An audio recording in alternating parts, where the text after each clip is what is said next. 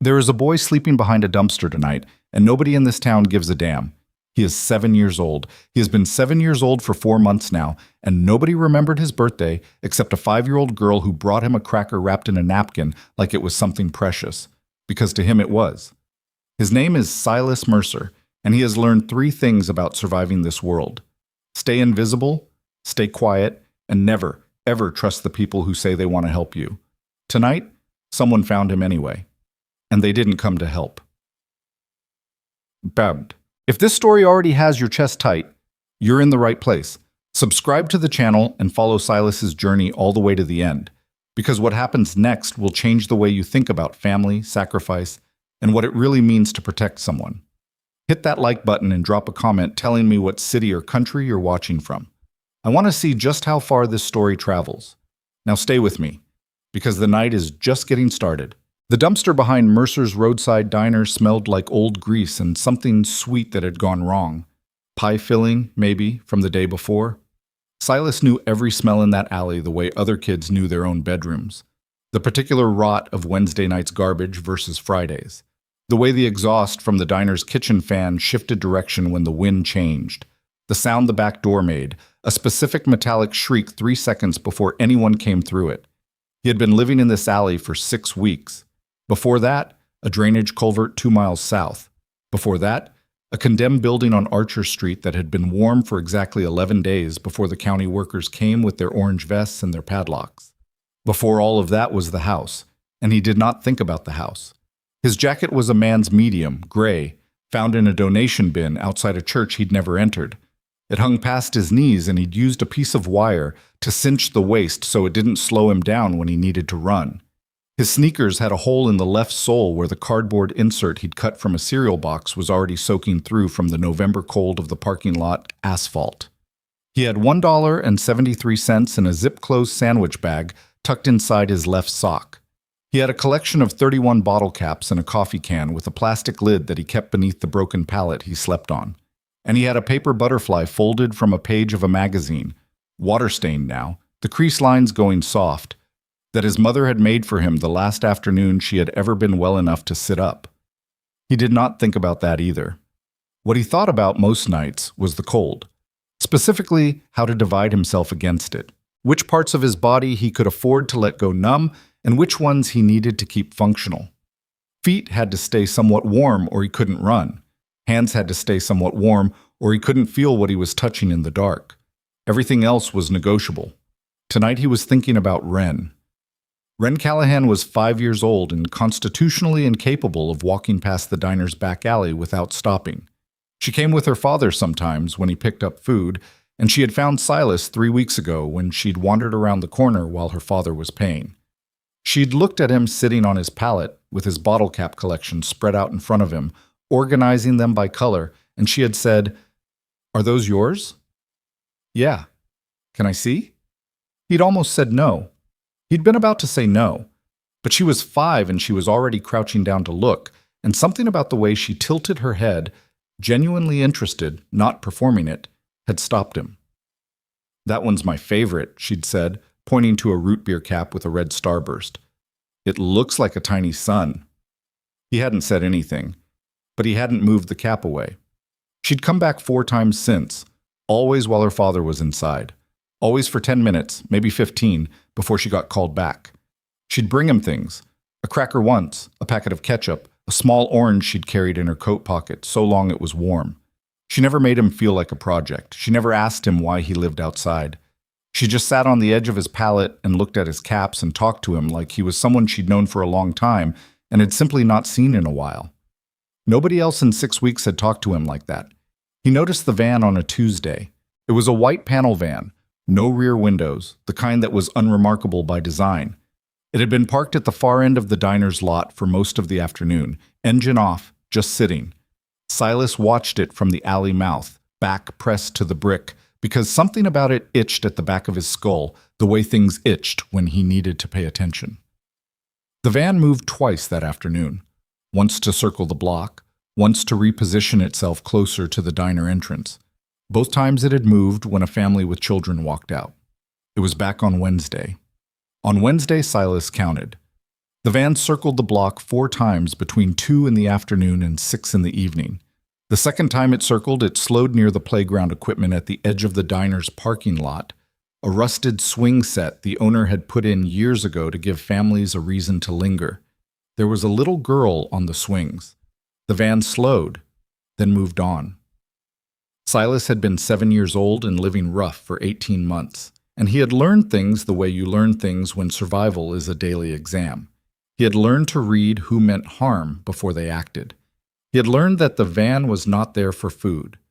He told the diner's backdoor cook, a heavy-set man named Dennis, who sometimes left him a paper bag with a burger and cold fries outside at closing. Dennis had squinted at him. "You sure it's not just a delivery rig waiting on a call?" "It doesn't have any markings. Lots of vans don't have markings. It's slowed down by the swings." Dennis had looked out the service window for a long moment. "I'll keep an eye out," he'd said, which was the thing adults said when they were not going to keep an eye out. Then he'd given Silas a cup of soup and gone back inside. Silas filed it away. Filed Dennis in the category with everyone else. The caseworker who'd lost his file twice. The shelter that turned him away for being too young without an adult. The teacher who'd written seems withdrawn on a form and left it there. People who looked in the direction of a problem and then looked somewhere else because looking somewhere else was easier. He didn't blame them. He just didn't count on them. Thursday was the day Wren came. She arrived at 4:15, which he knew because the diner had a clock visible through the order window, and he had long since learned to read it. Her father's truck was in the lot, a black pickup, substantial, with a toolbox in the bed. And Gage Callahan was inside at the counter, the way he sometimes was, getting the dinner order he picked up twice a week. Silas had seen Gage from a distance, broad-shouldered, quiet in the way that wasn't shy. Quiet in the way that came from never needing to raise your voice because people already listened. He wore a leather vest over a flannel most days. Silas had seen the patch on the back once, from 20 feet away, a skull with wings, and below it the words Iron Reapers. He hadn't thought much about it. There were bikers in this county, the way there were pickup trucks and dollar stores. They were part of the landscape. Wren came around the corner of the building at her usual trot, a little breathless, her coat unzipped and a wool hat askew over her dark hair. She was holding something. "I made you something," she said, and held out a folded piece of paper. It was a butterfly, unevenly folded, a kid's version, one wing larger than the other, done in blue construction paper. Silas looked at it for a long time without moving. "It's okay if you don't want it," she said, which was exactly the wrong thing to say because it made him want it more. He took it, held it carefully in his palm so it wouldn't crumple. Something was happening in his chest that he was not going to look at directly. "Thank you," he said. Wren sat down on the pallet beside him, happy with that, and started sorting through his bottle caps the way she always did, methodically, by color, occasionally holding one up to the late afternoon light. The temperature had been dropping since noon. The sky had gone the particular flat gray of a sky that was deciding whether to snow. Silas held the paper butterfly and watched the parking lot over Wren's head. The white van was there. It was parked at the far end again, not moving. But the engine was running this time. He could see the faint exhaust curl from the tailpipe in the cold air. He watched it. "Silas?" "Yeah." "Are you cold?" "No." She knew he was lying. She was 5 and she knew. She didn't say anything about it. She just scooted closer to him on the pallet, shoulder against his arm, like that was just where she'd decided to sit. The van's engine kept running. At 4:41, he checked the clock. 2 things happened at once. The diner's front door opened and Gage Callahan stepped out onto the front stoop, paper bag in hand, scanning the lot for his daughter. And the white van's passenger door opened. The man who got out was nondescript in a way that Silas had learned to distrust. Medium everything, forgettable clothes, the practiced walking pace of someone who didn't want to be remembered. He wasn't walking toward the diner, he was walking toward the alley, toward them. Silas was on his feet before he'd consciously decided to move. "Get up," he said, and something in his voice made Wren stand immediately without asking why. "Stay behind me." "Silas, behind me." The man came around the corner into the alley and stopped when he saw them. His expression didn't change. That was the thing Silas noticed. No surprise, no adjustment. He'd known they were there. "Hey, kids," the man said, and his voice was the friendly voice that wasn't friendly, the voice adults used when they needed you to come toward them. "You lose something back here?" "No," Silas said. "Looks cold. You want to come get warm? We got food in the van." Wren's hand found the back of Silas's jacket, small fingers gripping the fabric. "No," Silas said again. He was calculating. Distance to the alley mouth, 15 feet, but the man was between them and the lot. The other direction, the alley dead-ended at a chain-link fence, 8 feet high, topped with a horizontal bar he'd climbed before, but not fast and not with Wren. He'd never get her over it in time. The man took a step forward. "Don't," Silas said. The man smiled. Or what? What Silas did next, he did because there was no other option his body could find. He screamed. Not a scared scream, a furious one, torn from somewhere below his ribs, the loudest sound he had made in 18 months of keeping himself invisible. He screamed Wren's father's name, Gage. He screamed it twice. And then the man was moving, and Silas was moving, and there was a moment of pure chaos and cold air, and then a pain in his side that he understood was a knife, because of how different it felt from being punched. He didn't let go of Wren's hand. He had both arms around her, and his back was to the man, and he was yelling, still yelling, because she could not get hurt. That was the only rule left in his entire world. She could not get hurt. And then there were boots on pavement, running boots, and a voice like a thunderstorm that said, "Hey!" And then a sound like something very large and very fast making contact. The weight left his back. He was on his knees. He wasn't sure when that had happened. Wren was next to him, her hands on his face, saying his name, "Silas, Silas." And her voice was the most terrified sound he had ever heard from a person who was not in pain, and he understood somehow that she was terrified for him, not herself. The cold was getting easier to bear, which he knew was not a good sign. He was still holding the paper butterfly. He became aware of a presence crouching in front of him, large, smell of leather and motor oil, and the particular cold of a man who'd been riding in winter air. He forced his eyes to focus. Gage Callahan's face was something he had not been prepared for. It wasn't soft. It wasn't soft at all. It was a face that had been broken in places and healed wrong and lived in hard conditions. A face with a jaw set like something poured in iron. But the eyes were the problem, because they were looking at Silas the way Wren looked at his bottle caps, like he was something worth seeing. "I've got you," Gage said. His voice was quiet. "Just stay with me." Silas looked down at his own side, looked back up at Gage. "The van," he said. His voice sounded distant to himself. There's a driver, still in the van." Gage held his gaze for 1 second, then looked sideways at someone Silas couldn't see. "Decker." A single word, like a command issued in a language where you only needed one. Silas heard boots on asphalt moving fast. He was getting cold again, or cold differently, and the alley around him was starting to have edges that weren't quite stable. Wren was pressed against his right side, her arms around as much of him as she could reach, which wasn't much because she was very small, and he was trying to stay upright, and failing.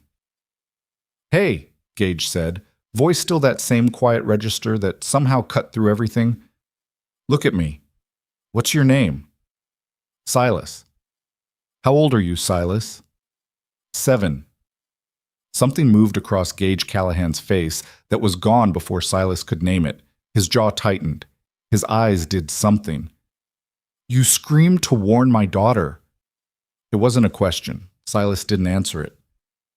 "You knew something was wrong before any adult out here did." Still not a question. Silas heard the sound of motorcycles, distant, growing, and couldn't make sense of it through the cold that was spreading up his side. Wren was making a sound against his shoulder that was almost crying, but she was working very hard not to cry, and he could feel that effort in how tightly she was holding on. "Don't let go," Silas said, and he wasn't sure anymore if he was talking to her or to himself. His eyes found the paper butterfly still folded in his palm, blue construction paper gone dark with a small stain spreading from where his hand had pressed it against his side. The motorcycles were closer now. The night had teeth, and the cold had weight, and the last thing Silas Mercer saw before the alley tilted was the Iron Reaper's headlights sweeping across the dumpster wall like searchlights, like something enormous arriving too late and yet, impossibly, not too late at all. He was still holding her hand when he stopped being able to hold anything. The ambulance arrived 7 minutes after Gage Callahan made the call, and in those 7 minutes, the Iron Reapers did 3 things. They secured the man from the alley, zip-tied, face down on the asphalt, not moving but breathing. They pulled the van's driver out through the window when he tried to reverse and run, and they formed a loose perimeter around Silas Mercer without anyone giving the order to do so. That last part was the thing that would stay with Gage. No one told them to. Decker just drifted to the alley mouth. Hollis crouched on the far side of the kid. Reyes stood at the dumpster end, arms crossed, facing out, like water finding its level, like something the club had always known how to do, called back up from muscle memory. Silas was unconscious by the time the paramedics came through. Gage rode behind the ambulance. He did not think about why. It was not a decision in the way decisions usually were, where you weigh something and choose. It was just what his body did. He was on his bike before the ambulance doors closed, and the others followed without being asked, 6 bikes in a loose formation, and the sound of them in the cold night air was the sound of something that had made up its mind. Wren rode with the paramedics. She had refused to let go of Silas's hand until the moment the gurney was loaded, and then she'd stood in the parking lot with her arms at her sides and her face doing something that no 5-year-old's face should know how to do, and Gage had picked her up and carried her to the rig himself. She didn't cry. She kept looking back at the ambulance doors. "He's going to be okay," Gage told her. She looked at him. Her eyes said, "You don't know that." She was right. He didn't. Mercy General Hospital's emergency bay was the color of old fluorescent light, that particular yellow-white that made everyone look like they were already partway dead. Gage sat in a plastic chair in the waiting area at 6:17 p.m. with his hands loosely folded between his knees, and his eyes on the double doors the surgical team had taken Silas through, and he was running numbers in his head that he didn't like. A 7-year-old, alone. In that alley for what? The cook, Dennis, had said weeks. The cook had known, had fed him sometimes, had not called anyone. Gage was not going to think about Dennis right now, because if he thought about Dennis right now, he was going to do something that would get him removed from this hospital. His VP, Decker Holt, dropped into the chair beside him at 6:23. Decker was 6'3" and built like something geological. Slow-moving, immovable, the kind of man who made rooms feel smaller when he entered them. He had a paper cup of coffee from the vending machine that smelled like hot water and ambition. He held it out to Gage without looking at him. Gage took it. "Uniforms are here," Decker said. "I know. They want to talk to you. They can wait." Decker said nothing. He was good at that, saying nothing in a way that was its own kind of wait. 2 officers had arrived 20 minutes after them. A detective named Carver, 40-something, gray at the temples, with the particular exhaustion of a man who'd seen the paperwork side of too many cases like this one, and a younger officer whose name Gage hadn't caught, who kept looking at the bikers in the waiting room the way civilians sometimes looked, like he was trying to calculate threat level and not landing anywhere comfortable. There were 8 of them now in the waiting area. Iron Reapers. Vests on, quiet. Not loud, not posturing, just present. Reyes had his elbows on his knees and was staring at the linoleum. Hollis, who was 53 and had a bad hip from a road incident 3 years back, was standing near the window because sitting hurt him, one hand flat against the glass looking out at the parking lot. Church, whose actual name was Leonard, which he had not gone by since 1987, was in the corner reading a magazine he'd clearly picked up by accident and was too stubborn to put back down. Wren was asleep in Gage's jacket on a chair 2 seats down, her face pressed into the leather, still wearing her sideways hat. Carver approached at 6:31. "Mr. Callahan." "Detective." "Your daughter's all right?" "She wasn't cut." Gage's voice was flat and even. "The boy stepped in front of it. Carver let that sit for a moment. The two individuals your club detained, secured, Decker said without looking up, are in custody. I need to ask you about what happened before my officers arrived. I heard my daughter scream. I came around the building. One man had a knife. One man was running back toward the van. I removed the knife from the situation. You removed... He dropped it when I hit him. Carver wrote something. And the second individual, the driver. Decker lifted his chin slightly. He was attempting to leave the scene. Through the window, Carver said. The door was locked. Carver looked at Decker for a long moment, then looked back at Gage. Something was happening behind his eyes. Not suspicion exactly, more like recalibration. The van was reported stolen out of Keller County 2 weeks ago. We ran the plates on site. He paused. There were restraints in the back, nylon zip ties, pre-cut lengths, water bottles, folded blankets. The waiting room got quieter than it already was. Like they were set up for something, Reyes said from across the room, not looking up. Like they'd done it before, Hollis said from the window. Carver glanced at them, then back at Gage. We're treating this as part of an ongoing investigation. I can't give you details. Keller County, Gage said. That's the third county in 4 months. Carver's pen stopped moving. Where'd you hear that? I didn't hear it anywhere. I'm telling you what it is. Gage looked at him steadily. You've got incidents in Harlan. You've got incidents in Polk. Now you've got this. Same kit in the van, same method, different faces. The detective's jaw tightened incrementally. You've been tracking this. Someone should have been. That landed where Gage meant it to land. Carver absorbed it without flinching, which told Gage something about him. Not that he disagreed, but that he'd been carrying it himself. I need a statement from you, Carver said. Formal. Tomorrow morning. I'll be here, Gage said. Tonight I'm staying with the boy. He's not your... Carver caught himself. He's not my what? Carver closed his notebook. Tomorrow morning, he said, and walked away. The surgeon came out at 8:54 p.m. She was a small woman, Dr. Lena Price, dark hair pulled back tight, with the unhurried pace of someone who'd learned that running created panic, and panic helped no one. She looked at the waiting room full of bikers and adjusted nothing about her expression. Mr. Callahan? Gage stood. The boy is stable. The knife wound was shallow. It tracked along the lower left rib rather than penetrating the abdominal cavity. We're fortunate in that regard. She paused. Less fortunate is the rib itself. It's fractured in 2 places. There's also evidence of prior fractures, at least 3 separate incidents from the healing pattern. An older break in the left radius. Malnutrition. Early-stage frostbite on both feet that someone appears to have been managing with improvised padding. She held his gaze. This child has been surviving on his own for a significant period of time. His body is a record of it. No one in the waiting room said anything. He's going to be all right, Dr. Price said, and the way she said it, carefully, without the usual comfort softening, told Gage that she knew the weight of what she was saying, not just the medical fact of it. The other thing. Can I see him? He's sedated. He'll sleep through the night. She paused again, a different kind of pause. I've contacted the county's Child Protective Services as I'm required to do. A caseworker will be here in the morning. Something moved through the room like a current. What's her name? Gage said. I'm sorry?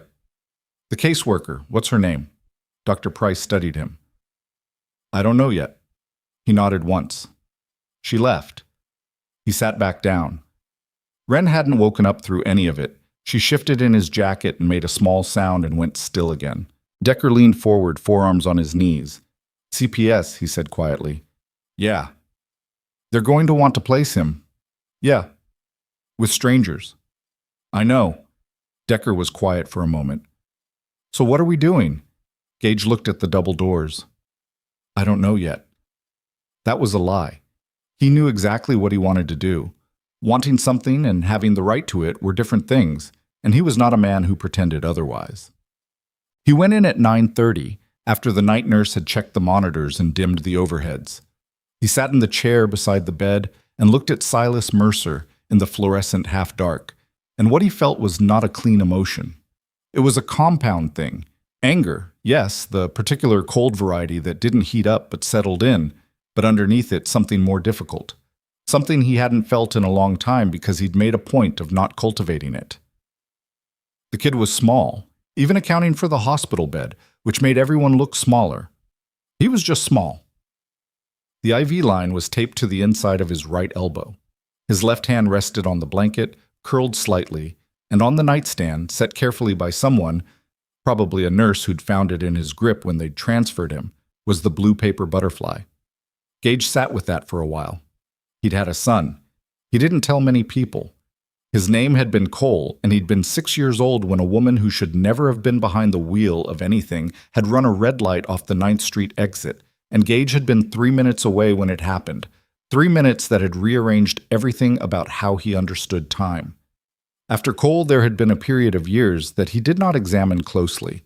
There had been drinking, and there had been riding, and there had been the particular violence of a man who doesn't care what happens to him. Then there had been Ren, unexpected and total, and he'd had to decide what kind of man he wanted her to have for a father. He'd decided. He'd meant it. He still meant it. But sitting in this room, looking at this specific kid, the arithmetic was doing something complicated. He reached out and put one hand briefly over Silas's and said very quietly the words he'd been carrying since the alley. "You're not going to disappear again. I don't know how I'm going to make that true yet, but I'm working on it." Silas didn't stir. Gage sat there until midnight. Then he went back to the waiting room, where 6 of his brothers had not left, and he sat down among them in the particular silence that meant everyone was thinking the same thing and waiting to see who said it first. Hollis said it. "How bad?" "He'll make it." "How bad was it before tonight?" Gage looked at the linoleum. 3 prior breaks, malnutrition, frostbite. He'd been treating himself with cardboard in his shoes. The silence that followed was the worst kind. The kind where men who had done hard things in hard places were trying to find a frame for something that didn't fit any frame they owned. "The cook knew," Reyes said. "The cook knew," Gage confirmed. "I know what you want to do," Gage said. "Don't." Reyes's jaw worked. He looked away. "CPS is coming in the morning," Decker said. "Yeah. Then we've got about 8 hours to figure out what we're going to say and how we're going to say it." "We're not going to say anything that makes them think we're a threat," Gage said.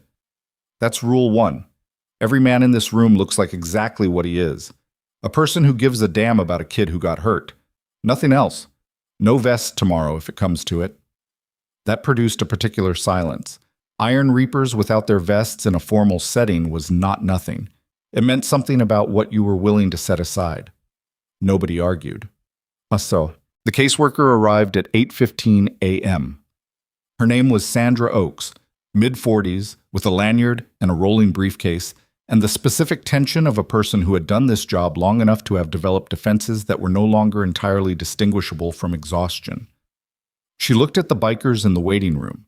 There were now 4, the others having gone to clean up and return in shifts, and her expression did the thing Gage had seen before. He stood before she could set the dynamic herself. "Sandra Oakes?" She was slightly thrown at having her name already. "Yes, you're Gage Callahan. My daughter was with the boy last night." "I see." She composed herself.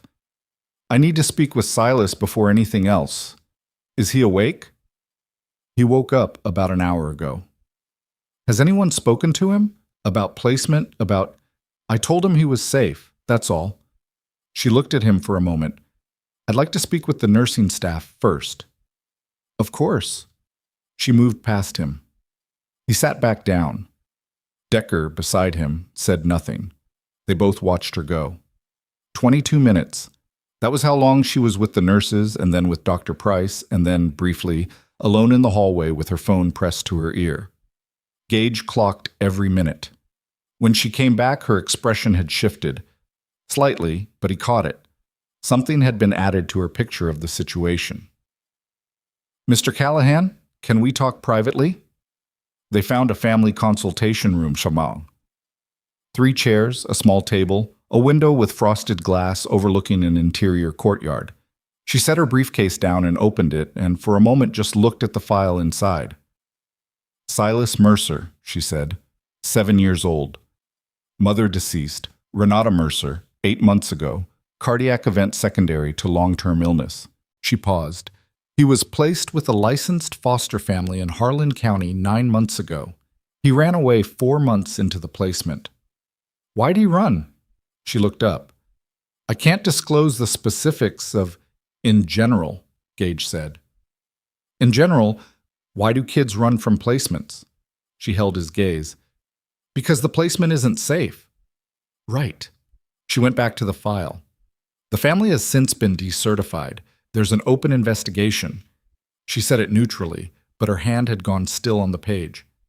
And in the 9 months since he ran, nobody found him. There was a missing persons report filed. It's an active... He was sleeping behind a diner for 6 weeks, Gage said, in November, in this county. She closed the file, opened it again, closed it. Mr. Callahan, I understand your frustration. I'm not frustrated, he said. I'm asking you what comes next. He'll need to be placed in... With who? We'll evaluate available foster placements. That's what happened last time. I understand that, but the process requires... I want to be considered. She stopped. As a placement, Gage said. I want to start whatever process I need to start. I have a home, I have a stable income, I have a daughter who... He stopped. He stepped in front of a knife for her. He knew what was coming, and he stepped in front of it. And he doesn't know me from anyone, but I was the one sitting next to his bed when he woke up this morning. And when he woke up, he looked around, and the first thing he said was, Is Ren okay? Not, where am I? Not, what happened to me? Is Ren okay? Sandra Oaks looked at him for a long time. You're a motorcycle club president, she said. Yes. That's going to complicate a home study. I know. It's going to raise questions about environment, associates, stability. I know. I'm not saying no, she said carefully. I'm telling you what you're walking into. I've walked into worse. She looked at him. Something in her expression shifted. Not softened exactly.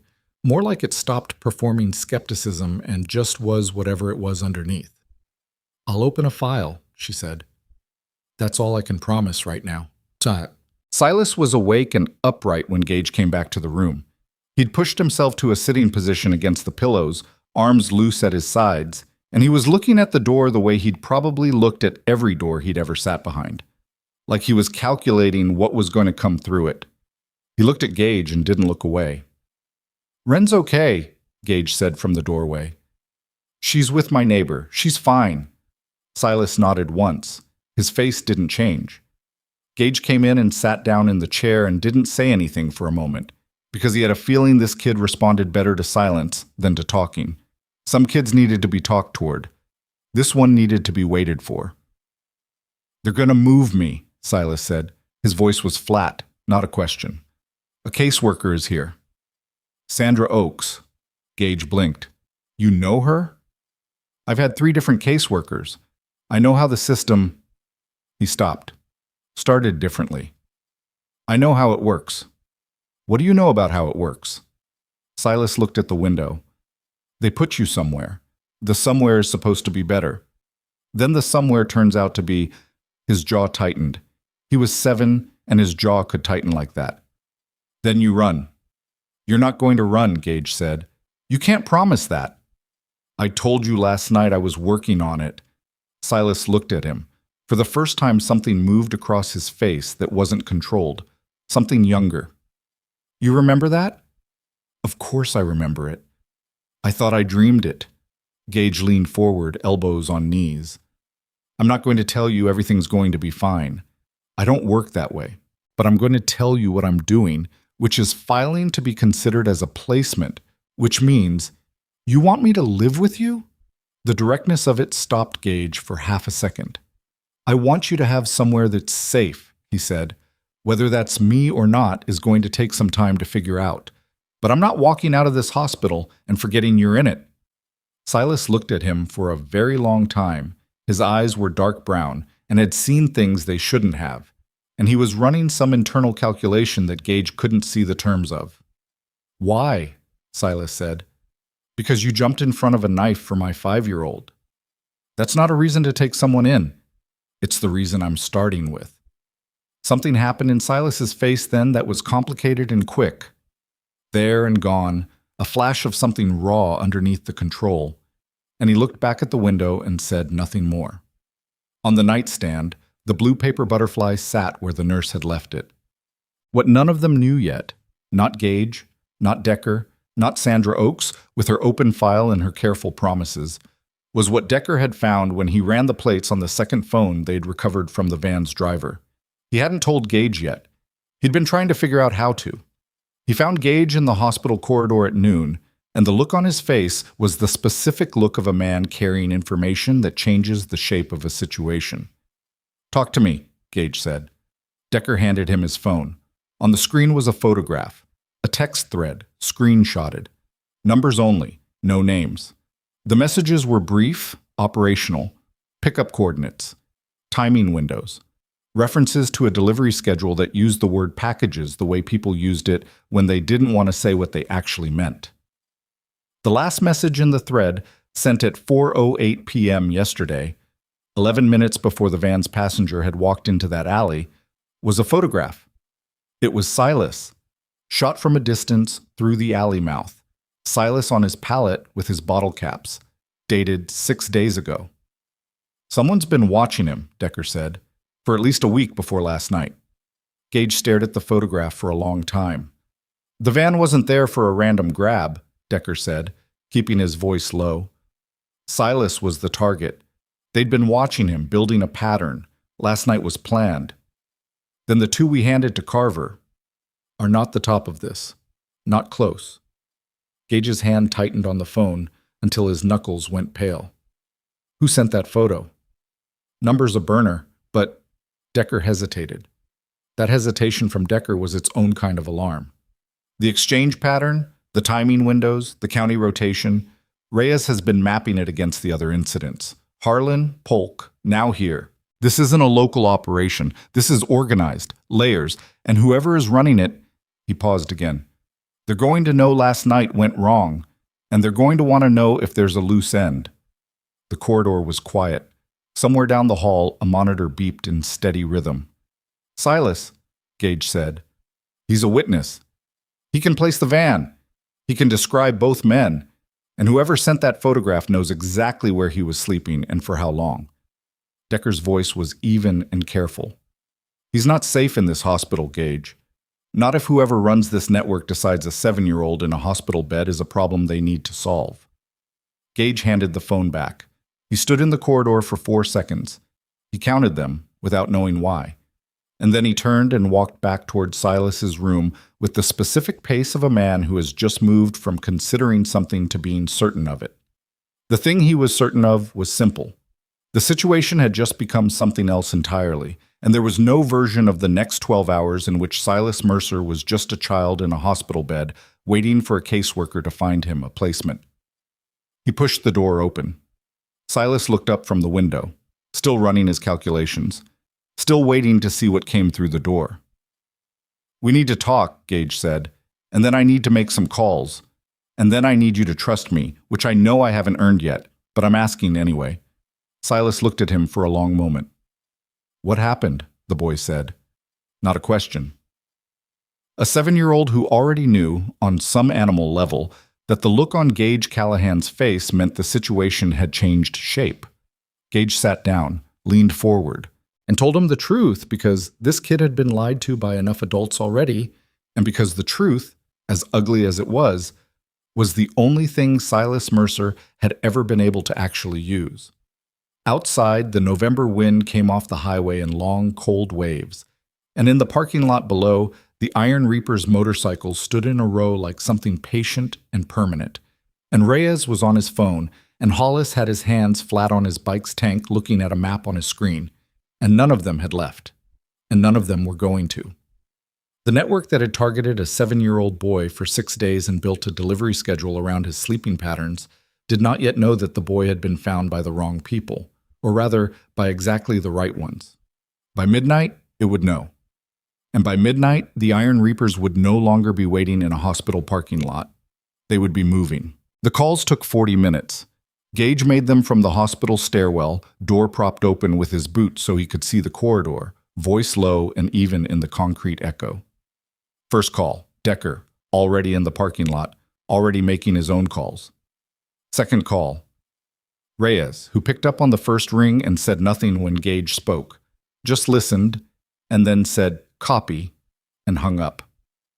Third call, a man named Brandt, who was not a member of the Iron Reapers but who had access to certain kinds of information through channels that Gage did not examine closely and had never needed to examine closely until now. Brandt didn't answer. He called back 11 minutes later from a different number. "The burner from the van," Gage said. "I heard. Can you trace the exchange pattern?" "Already did." A pause on the line. Not hesitation, more like Brandt choosing which version of what he knew to lead with. "The number that sent the photograph of the boy has been active for 19 days. In that time, it contacted 6 other numbers. 3 of those numbers are burned. One-time use, gone. 2 are still active as of this morning. Locations? One's pinging off a tower in Polk County. The other, another pause, shorter. The other one is in your county, Gage. It's been in your county for the last 4 days. The stairwell was cold. Heat didn't reach down here the way it did upstairs. Gage stood with his back against the cinder block and felt the cold in the back of his neck. "How close?" he said. "Close enough that whoever's holding it has been within 2 miles of that hospital at least once in the last 24 hours. Gage said nothing. "There's more," Brandt said. "Tell me." "The van you stopped. The restraints, the setup, the county rotation, I ran it against some things I keep track of. There's been a pattern developing over about 14 months. Small scale, careful, no signature that connects the incidents until you look at the geography and the timing together. Whoever's running this has been operating under the radar because they're not greedy. They don't take many.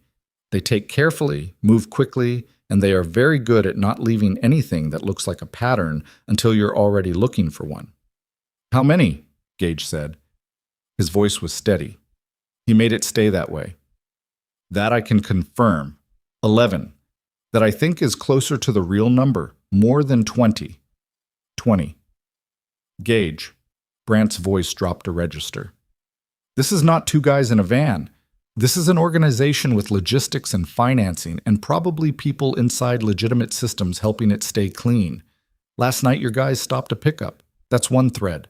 But the people who planned it, they're going to pull the thread back." "I know."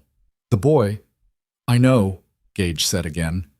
He hung up, stood in the cold stairwell for 6 more seconds, then went back upstairs. He didn't tell Silas all of it.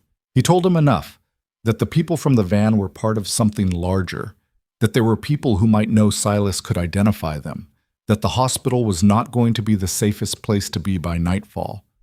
He said it plainly, no softening, because Silas would know if he was being softened, and knowing would make the fear worse than the information itself. Silas listened. His face did what it did, stayed very still, eyes tracking, the internal machinery running fast behind a surface that gave almost nothing away. When Gage finished, he sat for a moment looking at his hands on the blanket. "Where would I go?" he said.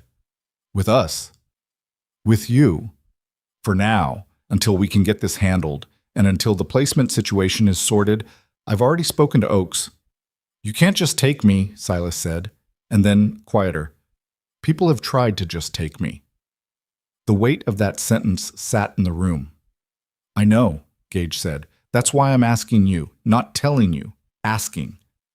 Silas looked at him, then at the blue butterfly on the nightstand. Something moved across his face too quickly to be read. "Wren would be there," Gage said. A longer silence. "Yeah," Silas said. "Okay." Sandra Oakes did not like it. She was in the corridor with Gage at 2 p.m., her briefcase open on the nurse's station counter, her phone in her hand, working through channels that moved at the speed of channels, which was not fast enough. "I cannot release him to you," she said. "The home study isn't done. The background check isn't... How long does the background check take?" "Standard processing is 3 to 5 business. Days, Gage said.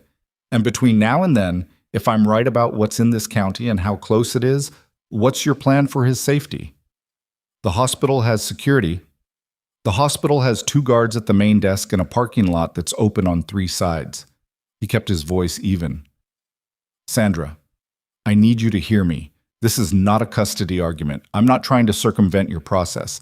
I'm telling you that a boy who was targeted deliberately is lying in a room in this building, and the people who targeted him know he's here. She looked at her phone. At him. At her phone again. If I do a temporary emergency placement, she started, that's what I'm asking for. It requires supervisor approval and a risk assessment, and how fast? She closed her eyes briefly. I'll make some calls. She made them. It took 90 minutes and 2 supervisors and a phone call to the county's emergency placement coordinator, and at the end of it, Gage had a document with a signature on it and a set of conditions attached that he agreed to without argument, because arguing would have taken time he didn't have. Silas was discharged at 4:47 p.m. He walked out of the hospital in clothes Hollis had gone to buy. Plain jeans, a gray sweatshirt, new sneakers that actually fit. Carrying a paper bag that contained his bottle cap collection and the blue butterfly, which someone had thought to put in a small plastic bag to protect it. He walked slowly because of the ribs, and he didn't say anything about the pain, and Gage did not point out that he could see it in how the boy held himself. Carefully, like a structure that had been told it wasn't allowed to collapse. When they came through the main doors and Silas saw the bikes in the parking lot, 6 of them, lined up, the Iron Reapers standing beside them in the cold, late afternoon air, vests on, breath fogging, all of them looking at him. He stopped walking. Gage stopped beside him. Silas looked at the bikes, at the men, at the patches on their vests. Then he looked up at Gage. They've been here the whole time, he said. Most of it. Why? Gage looked at his club.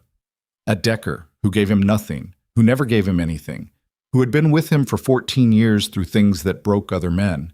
At Hollis, with his bad hip standing straight anyway. At Reyes, who had 4 daughters, and who Gage had watched hold himself very still during Dr. Price's description of Silas's prior injuries with the specific stillness of a man preventing something from happening. Because that's what we do, Gage said. Silas looked at them for another moment. Then he started walking again, toward the bikes, and Reyes stepped forward and crouched down to his level. Reyes, who was not a small man who made the crouching look like something deliberate, and said something Gage couldn't hear, and Silas looked at him, and after a moment gave a single nod, and Reyes nodded back and stood. Nobody made a production of it. That was the thing. There was no ceremony. They just moved. Up. The Callahan house was on the east side of Hargrove, set back from the road with a covered porch and a yard that had gone to brown grass for the winter. It was not large, but it was solid. A place built to last rather than to impress, which suited it. Wren was on the porch with Gage's neighbor, Mrs. Parada, before the bikes had even pulled into the drive. She came down the porch steps at a dead run. She didn't hug Silas. She stopped 2 feet in front of him and looked at him very hard, the way she'd looked at the ambulance doors, and then she reached out and took his hand, carefully, the way she seemed to understand that careful was what he needed, and held it. "You were asleep for a long time," she said. "I know. I saved you the other half of my sandwich from lunch." Something in Silas's face did what faces did when they were trying not to do anything. "Thanks." She led him inside, still holding his hand, still careful. Gage watched them go. Mrs. Parada caught his eye on her way out and gave him a look that asked several questions at once, and he answered all of them with a brief shake of his head that meant not now, later, he's okay. Decker's bike was the last one idling in the drive. Decker stayed on it, one boot on the asphalt. "Reyes and Church are running the south route tonight," he said, checking the coordinates Brandt gave us for the Polk County number. "Tell them no engagement, eyes only." "Already told them." "And the local number?" Decker's jaw moved slightly. "Hollis is on it. He's got a contact at the carrier." "How long?" "Tonight, maybe. Morning for certain." Gage nodded. Decker looked at the house, at the light in the window where Wren had turned on the kitchen lamp. "You know what you're getting into," Decker said. It wasn't a question, but it wasn't not one either. "No," Gage said, But I know what I'm not walking away from. Decker looked at him for a moment. Then he put the bike in gear and pulled out of the drive, and Gage went inside.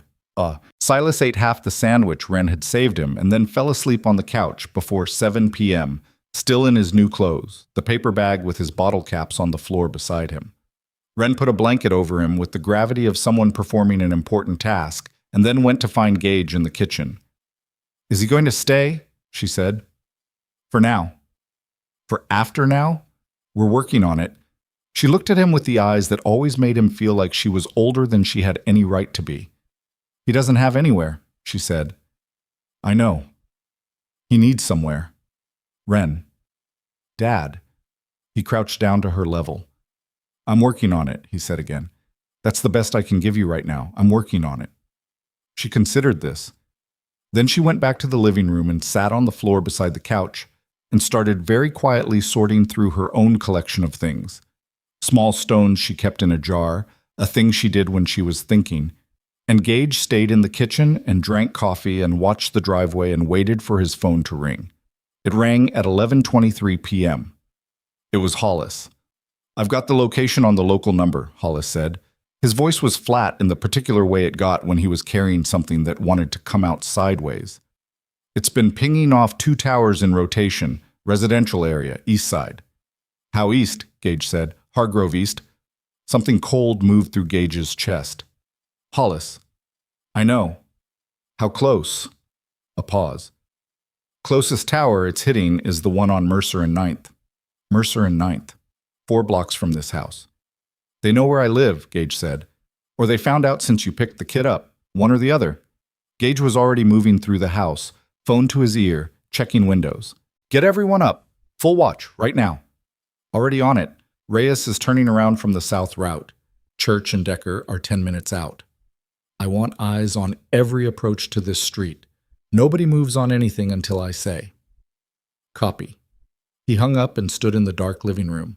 Silas was still asleep on the couch, one arm dropped off the edge, fingers nearly touching the paper bag. Wren had gone to bed an hour ago. The house was quiet in the way houses were quiet when the quiet was too complete. He sat in the armchair facing the front window and put his hand on his phone and did not sleep. Knock. The knock came at 2:17 a.m., not the front door. The back. 3 knocks, spaced evenly.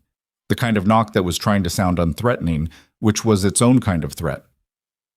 Gage was in the kitchen before the 3rd knock finished. He looked through the window beside the back door. The angle was bad. He could see the stoop but not who was on it. And then his phone buzzed. Decker. One word, known. He opened the door.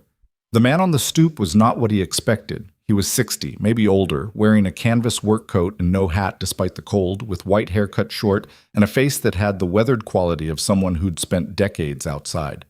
He was alone. His hands were visible at his sides. "Callahan," he said, "you have 30 seconds to tell me why I shouldn't wake up 3 men who are very angry and standing on my property right now." The man didn't flinch. "My name is Douglas Pruitt. I need you to hear what I'm about to tell you before you make any decisions about tonight. 20 seconds. I'm the reason Silas Mercer ended up in that alley." The cold came through the open door. Gage stood in it and looked at Douglas Pruitt and kept his face from doing what it wanted to do.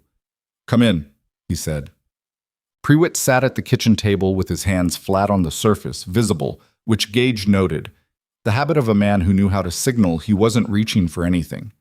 Gage sat across from him. Decker was in the doorway to the hall, arms crossed, and the particular silence he was generating was its own form of pressure. "I was Renata Mercer's caseworker," Pruitt said. 8 years ago, before I retired. She was 19, single, no family support. The boy's father was not a factor." "What happened?" Gage said. "I worked her case until she stabilized. Found her housing, got her into a support network. She was..." He stopped. "She was a good person who got a bad hand and was doing everything right. I retired. I lost track of her file." His hands pressed flat against the table. 3 months before she died, she contacted me.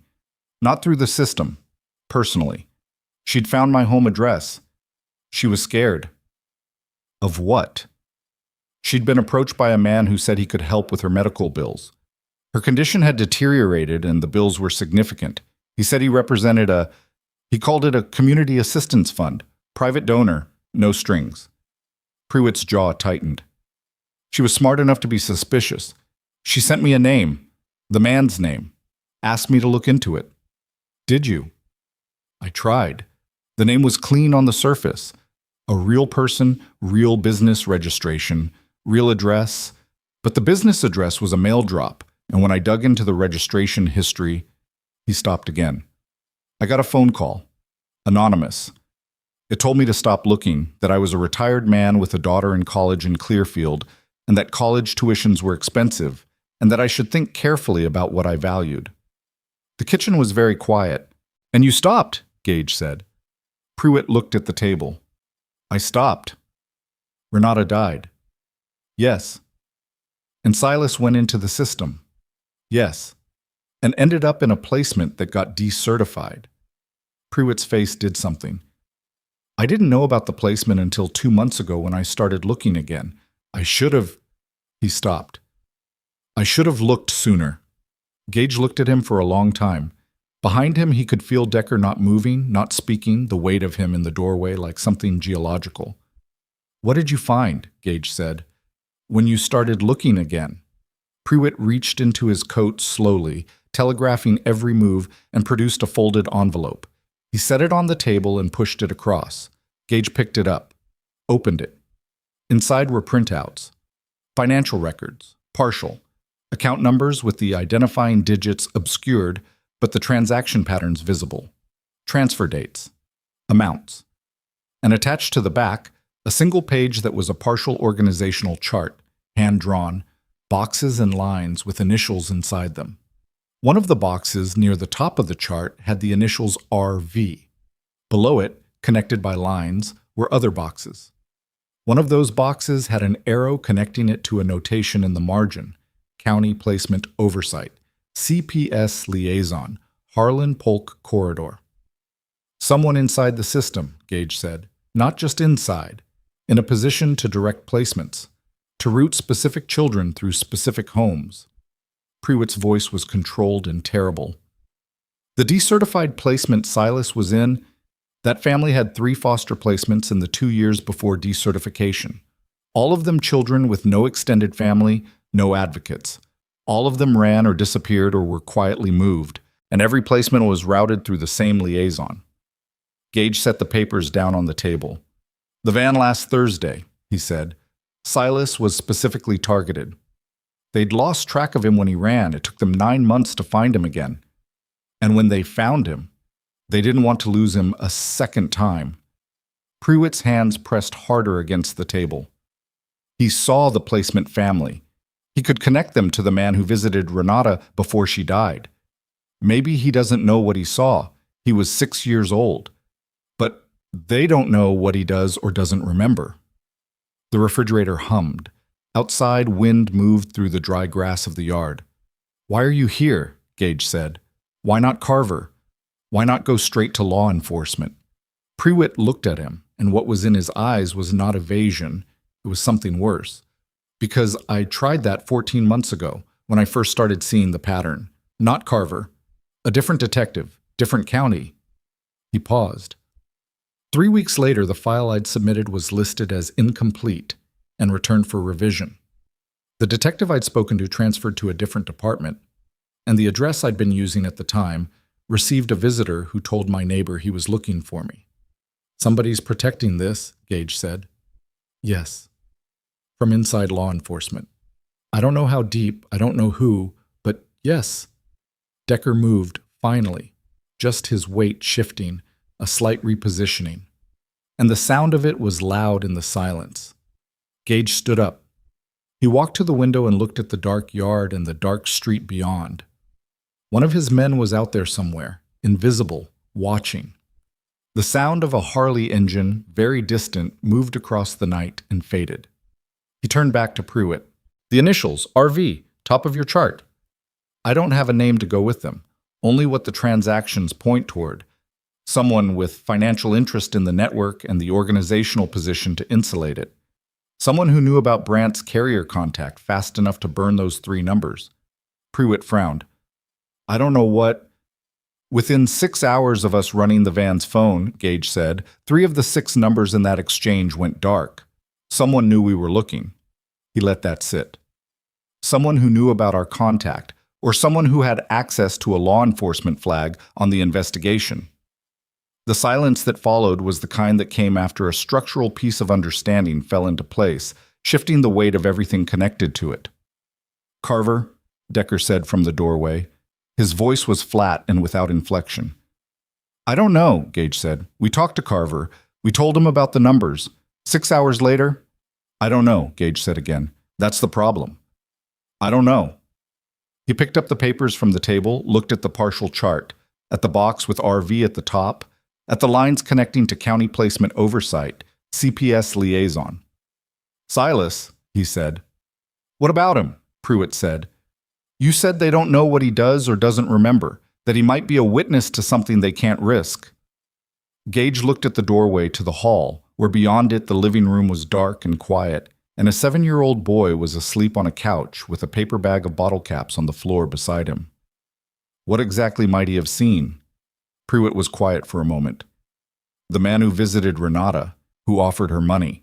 Silas would have been 6. Children that age. Remember more than people think, Gage said. Yes. And if he could identify this man, then we'd have a connection between RV's network and Renata's death that wasn't just financial records and inference. Pruitt leaned forward slightly. A child's eyewitness account, if it could be corroborated with the documentation I have, would be the one thing that paper alone can't be. It would be human. It would have a face.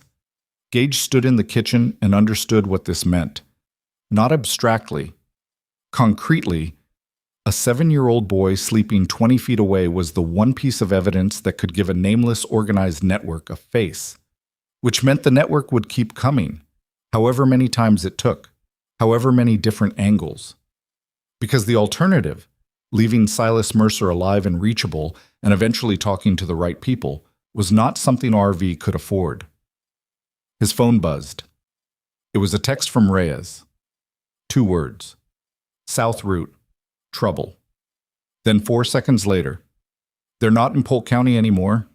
Then, 15 seconds after that, a pin drop. A location. Gage looked at it. Then at Decker. The location was 6 blocks from this house. How many? Gage typed back. Reyes's reply came fast. At least 4 vehicles. Moving slow. No lights on 2 of them.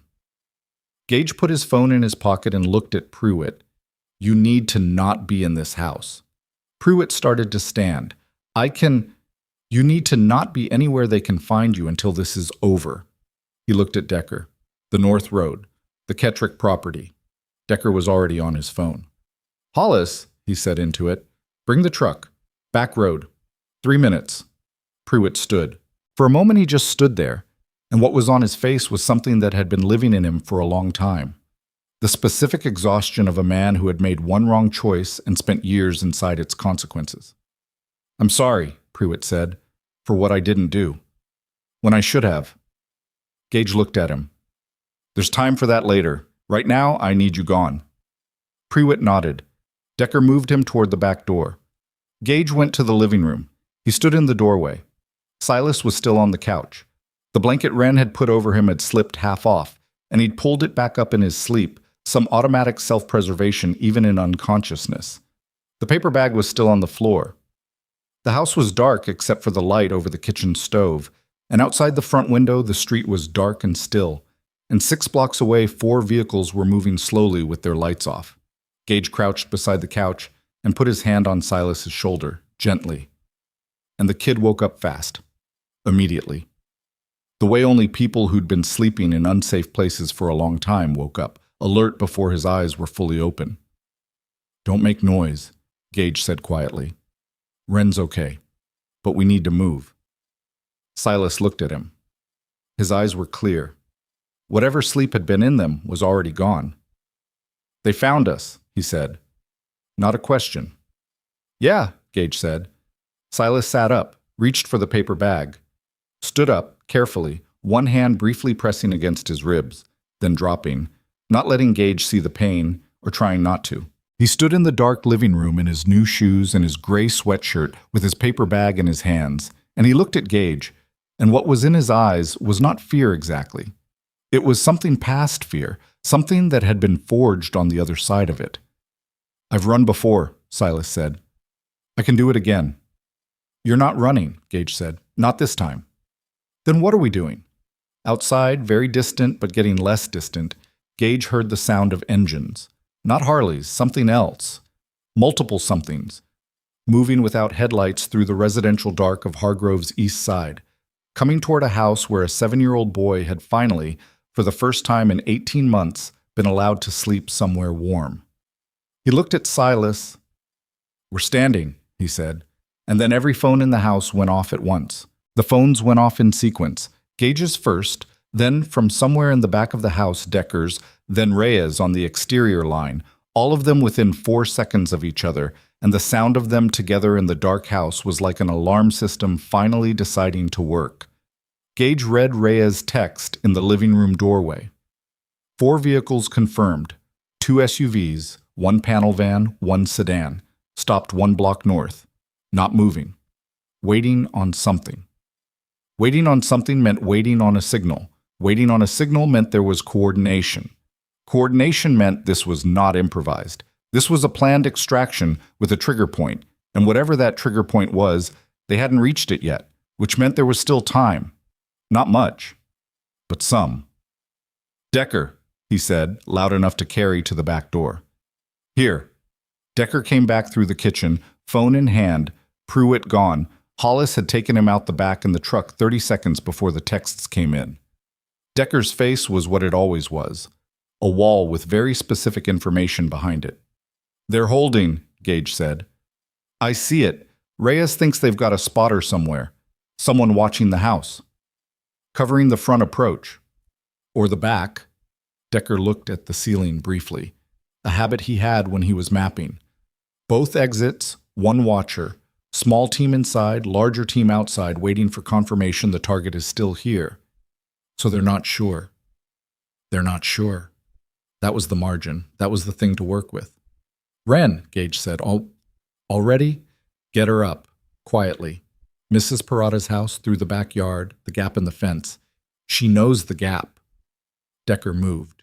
Gage turned back to Silas, who had not moved from where he was standing, paper bag in both hands, watching Gage with that particular focused attention. The attention of someone who'd learned to read the speed and quality of adult movement as a survival metric. "I'm the reason they're here," Silas said. "They were always coming," Gage said. "You're just why I know what I'm doing about it.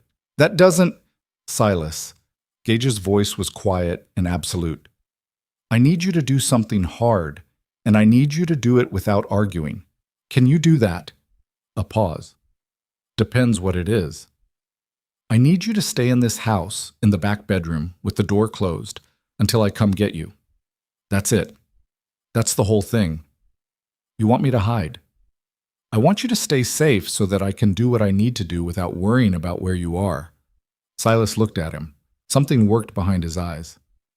"What are you going to do?" "I'm going to make some noise," Gage said. "John." He made the call to Carver at 2:31 a.m., and he kept it short because short was the only thing that made sense. He didn't know where the leak was, didn't know if it was Carver himself or someone above Carver or someone adjacent, and so he gave him nothing that could be acted on from a distance. He said, "There are 4 vehicles staged 1 block north of my house, 2 without lights, and I believe they are connected to the network you're investigating." He gave the street address. He said, "I need units here in under 10 minutes. Carver said something that Gage half listened to, and then he hung up and put the phone in his vest pocket and picked up the other phone, the secondary one, the one with Brandt's number, and sent a text that was 3 words. Now. Everything. Recording. Brandt had a particular skill set that existed in the space between legal and not legal, and Gage had never asked him to use it except once before, 6 years ago, under circumstances that had required it. What Brandt could do with a phone signal and the right equipment was document a conversation from a distance and timestamp it and encrypt it and send it to 4 separate servers simultaneously, which meant that whatever happened in the next hour would exist on record somewhere that was not inside any law enforcement system that might be compromised. The response came back in under a minute. Running. Gage went to the garage. The Iron Reaper's garage was separate from the house, a two-bay structure at the back of the property, accessed through the side yard, with a door that locked from inside with a bolt the size of a man's thumb. Church was already in there when Gage arrived, having come over the back fence 2 minutes earlier, and he had the lights off and was standing at the narrow window that looked toward the street with his phone angled to capture what was visible.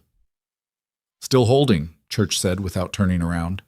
He was 51 and had done 2 tours before the accident that had ended his service and left him with a hearing aid in his left ear and a way of standing that was always slightly angled, always positioning his right ear toward where the sound was most likely to come from. "Sedan moved. It's on the south side now. They're boxing the property." "Getting there!" Reyes came through the back door of the garage at a low run, the cold air coming in with him in a gust. He pulled the door shut and stood breathing hard, not from the run.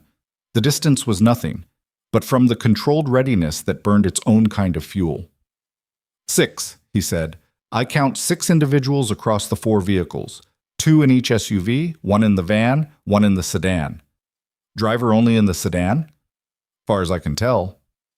"The van's the command vehicle," Decker said from behind them.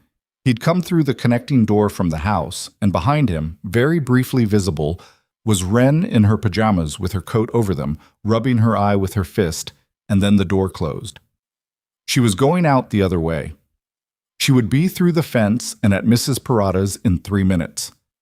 Gage let out a breath he hadn't been holding consciously. "They're going to move soon," Church said. "Sedan's repositioned twice. That's a watcher confirming the target is still here." "Then we need to give them what they're looking for," Gage said. Everyone in the garage went still. "We show them the house is occupied and undisturbed," Gage said. "Kitchen light goes on. Someone moves past a window. Normal. They think they still have the element of surprise. They come in on their timeline instead of accelerating. That buys us time for Carver to get units here." "If Carver's clean," Reyes said. "If," Gage said. "We're assuming clean until we know otherwise. We do not have the option of acting on assumptions right now." "And if he's not clean," Reyes said, "and those units never come, then we handle it ourselves, same as we always have." Gage looked at each of them. "But we do not cross the line. Whatever happens out there tonight, nobody crosses the line. We protect this property, we protect that kid, we document everything, and we hold the line. That's it." "What's the line?" Church said, without judgment. A genuine question. A man who needed the boundary stated clearly so he could operate inside it without thinking.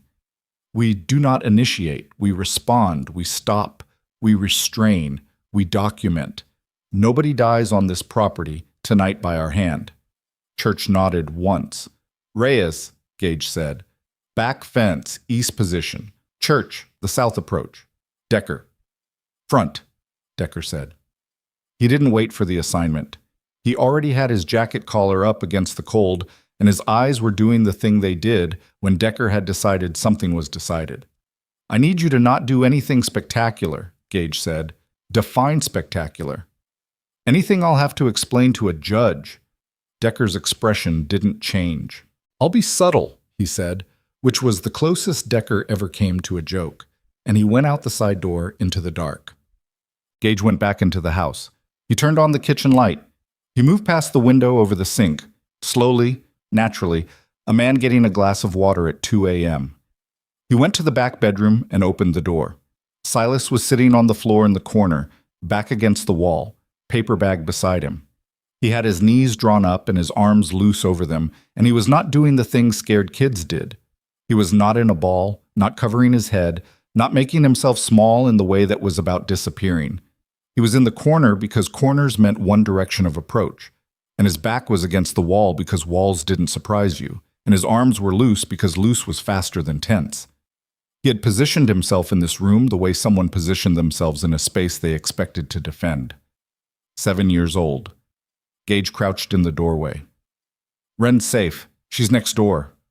Silas's shoulders dropped approximately half an inch, the only indication that he'd been holding something about that. "We've got eyes on the street. The police are coming." Are they? Silas said. Not sarcastic, genuinely uncertain. Working on it, Gage said. You stay in this room. You don't open this door for anyone except me or Decker. If someone tries to come through that window... He looked at the window. It was small, high on the wall, not easy entry, but not impossible. You go through the closet, there's a crawl space behind the drywall on the left side. It connects to the garage crawl space. I'll tell you once. Can you hold it?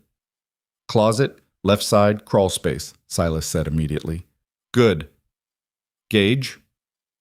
It was the first time Silas had used his name. Gage stopped in the doorway. Don't let them take me, Silas said. His voice was level, entirely level. The levelness of it was the most difficult thing Gage had heard in this entire situation, because it wasn't a plea. It was a statement of what he was asking for, stated plainly by a person who had learned that pleading didn't work, and so had stopped doing it entirely. I won't, Gage said. He pulled the door closed. The vehicles moved at 2:47 a.m. Gage was back in the living room with the lights off when he felt it more than saw it. A shift in the quality of the silence outside. The particular absence of engine idle that meant engines had been cut. Then Reyes's text. Moving on foot. East fence and front simultaneously. Van staying put. Two-pronged approach. Front and back at once. Van as command and extraction vehicle. 6 individuals, 2 entries, coordinated timing. Gage texted Carver. They're moving, now. No response. His stomach tightened on that, and he let the tightening happen and then set it aside. He heard the east fence first. A specific sound, metal on metal, someone going over the chain link with less care than they should have because they thought the element of surprise was still theirs. Then footsteps on the frozen back grass, more than one set. Then the front porch. The front porch boards had a specific creak pattern.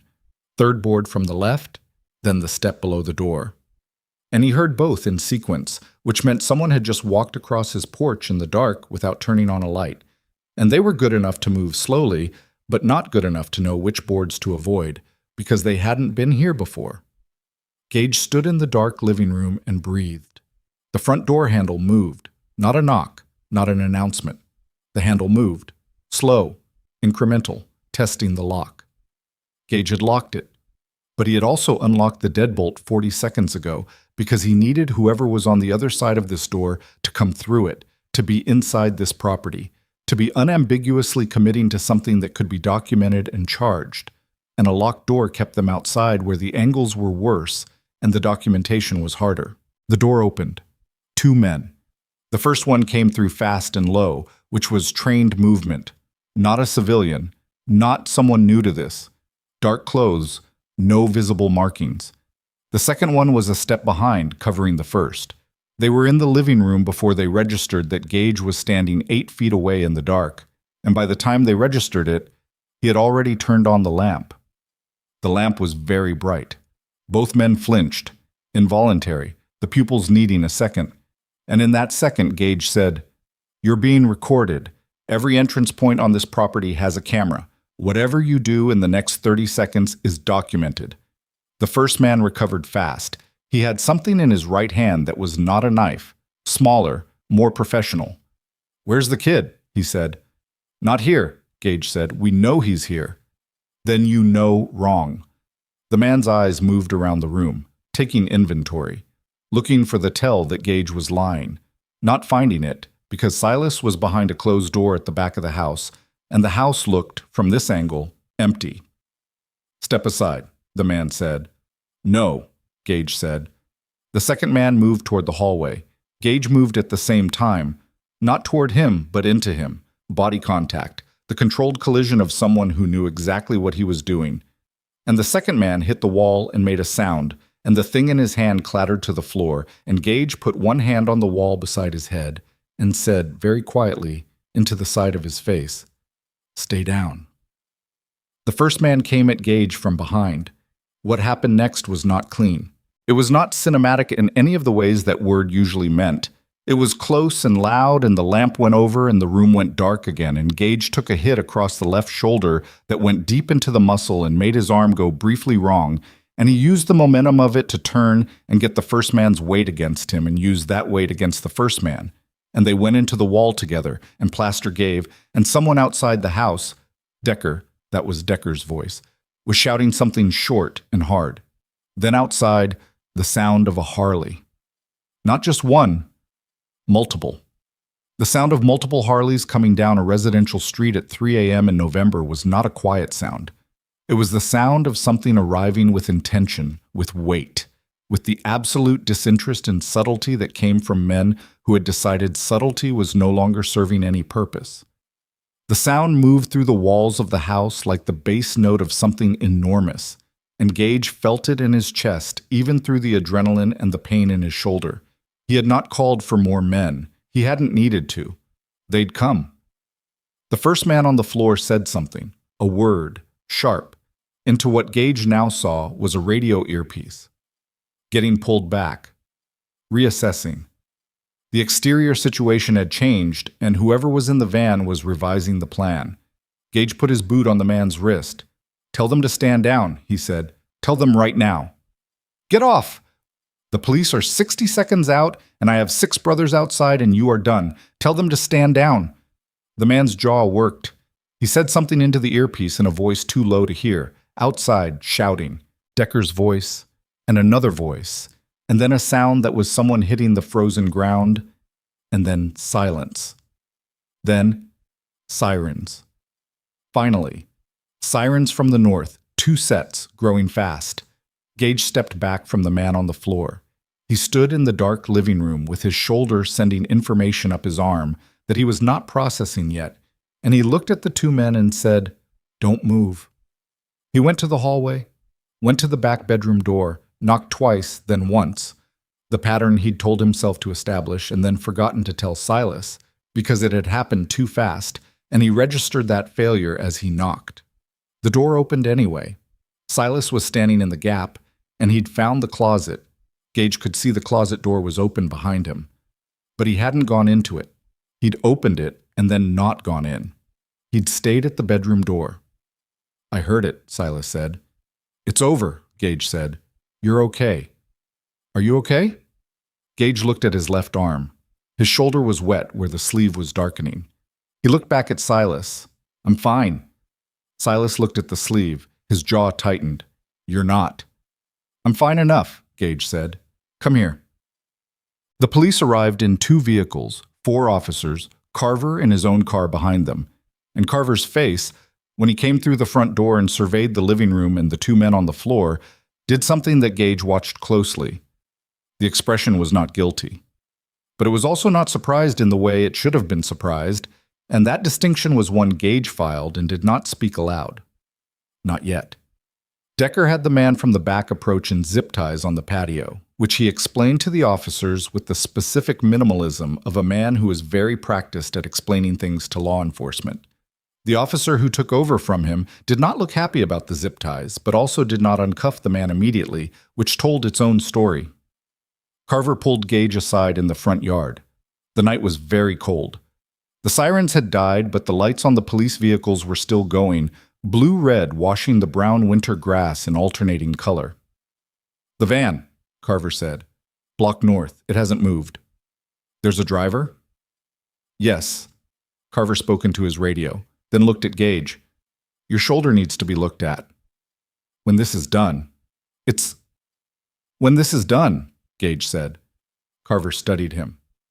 "You called me as they were moving." "Yes." "Not before.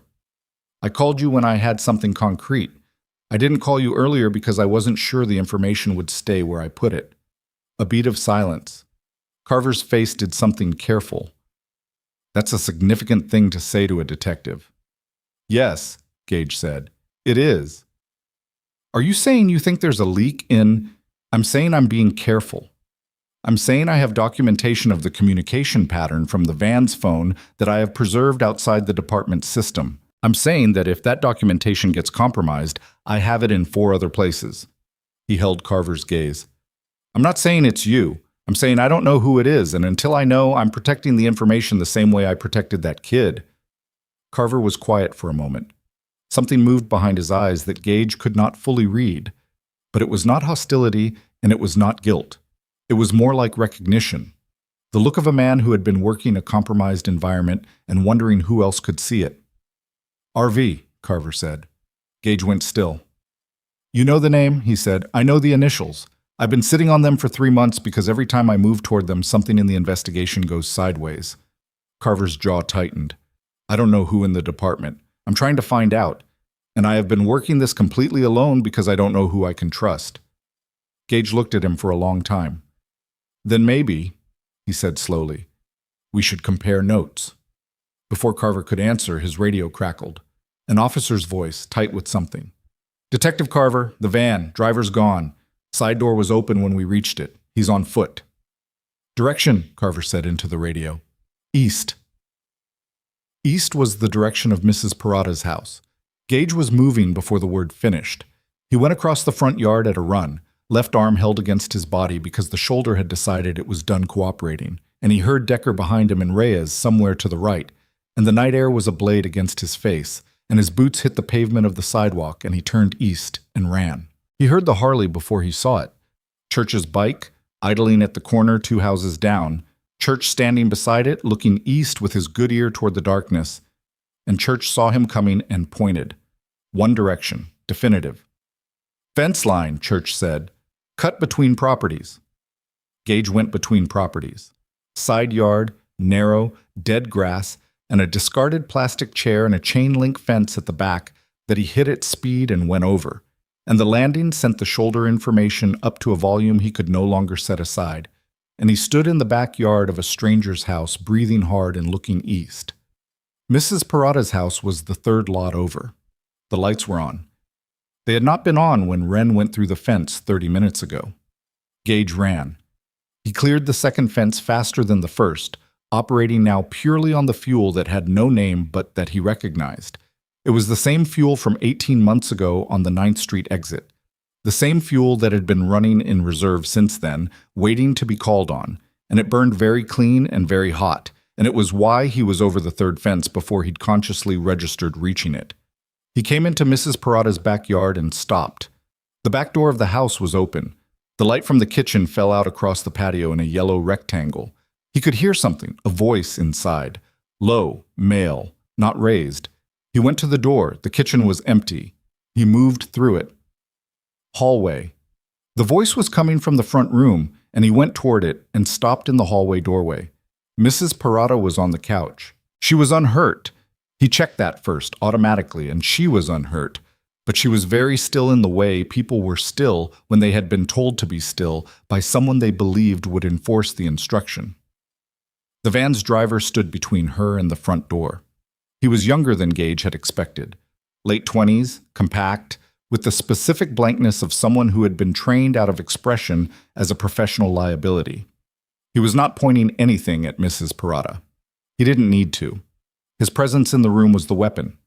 And on the couch beside Mrs. Parada, very close to her, was Wren. Wren was not crying. She was looking at the man with the direct, unafraid attention of a child who had a father who rode with men that looked like this, and so the silhouette of danger had never cued the expected response in her.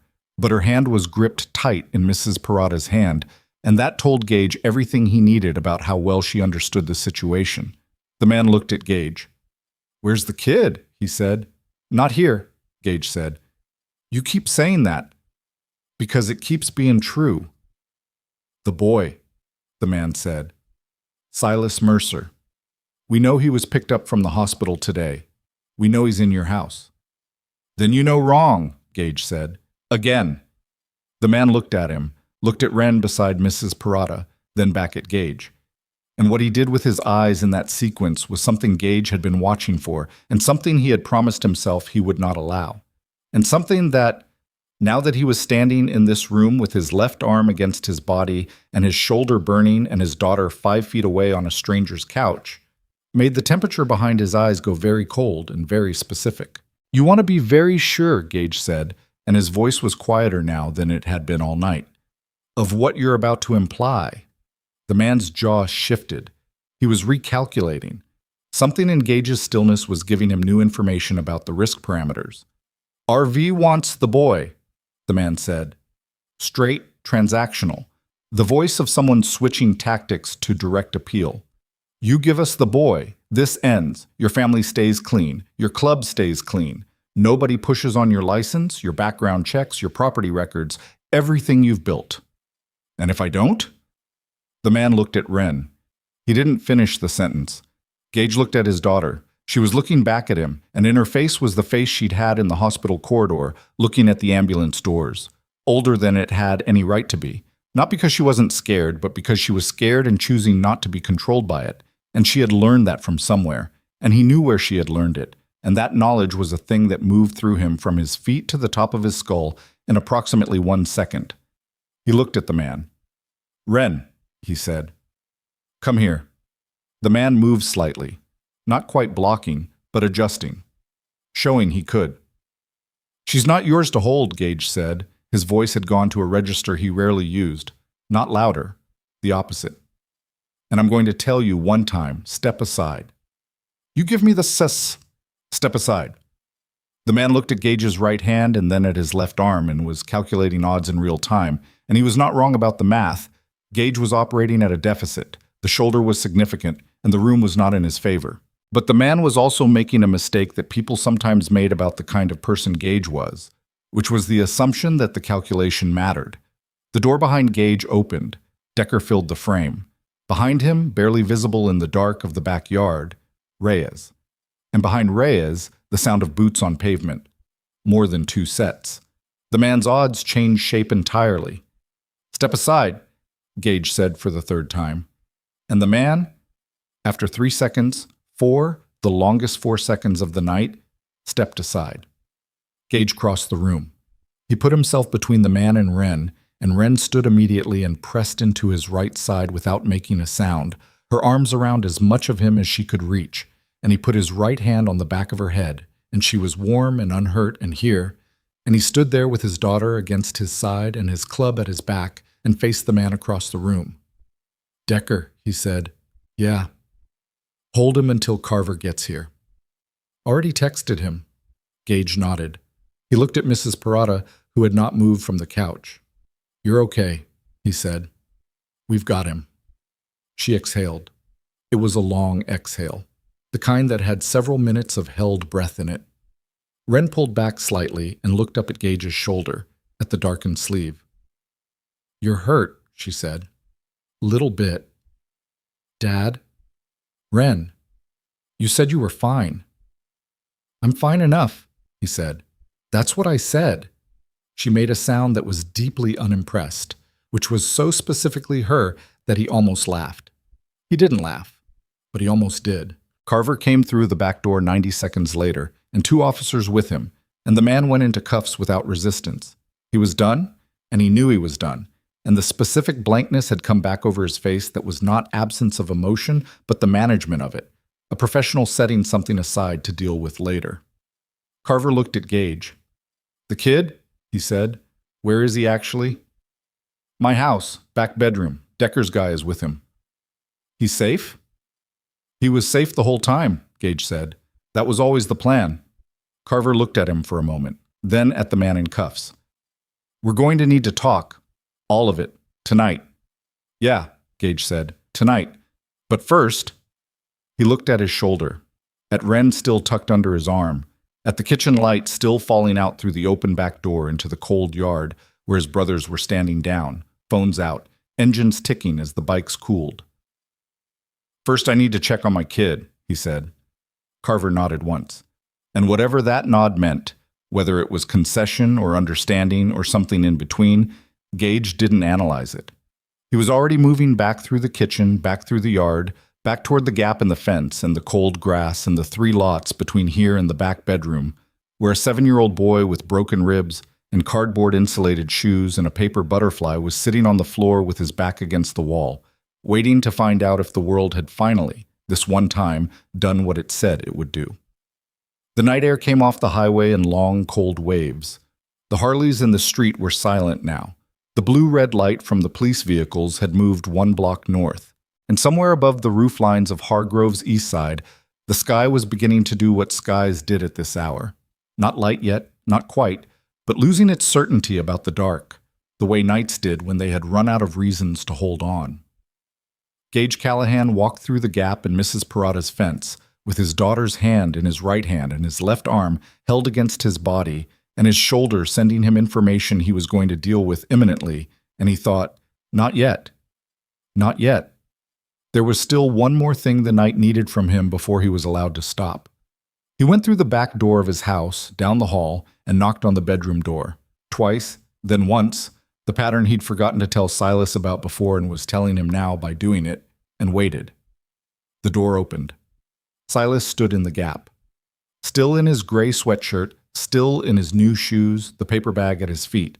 Behind him, sitting in the corner looking deeply uncomfortable in a domestic setting, was Hollis, who had apparently come in through the garage and appointed himself room guardian without being asked, which was so completely Hollis that Gage would have laughed about it later.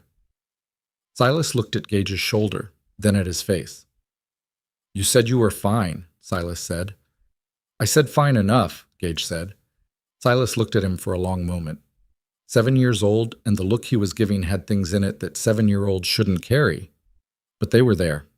They'd been there since the alley, since the bottle caps and the cardboard, and the 18 months of surviving a world that kept looking away. "Is it over?" Silas said. Gage looked at him. He thought about RV. Still a name without a face, still a box at the top of a hand-drawn chart. He thought about the leak Carver had been navigating alone. He thought about the court process and the home study and Sandra Oaks with her open file and her careful promises.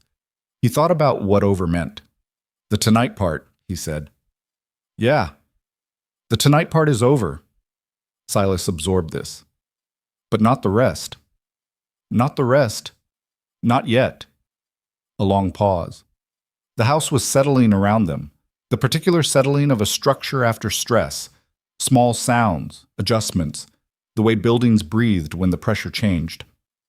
"Okay," Silas said. Just that.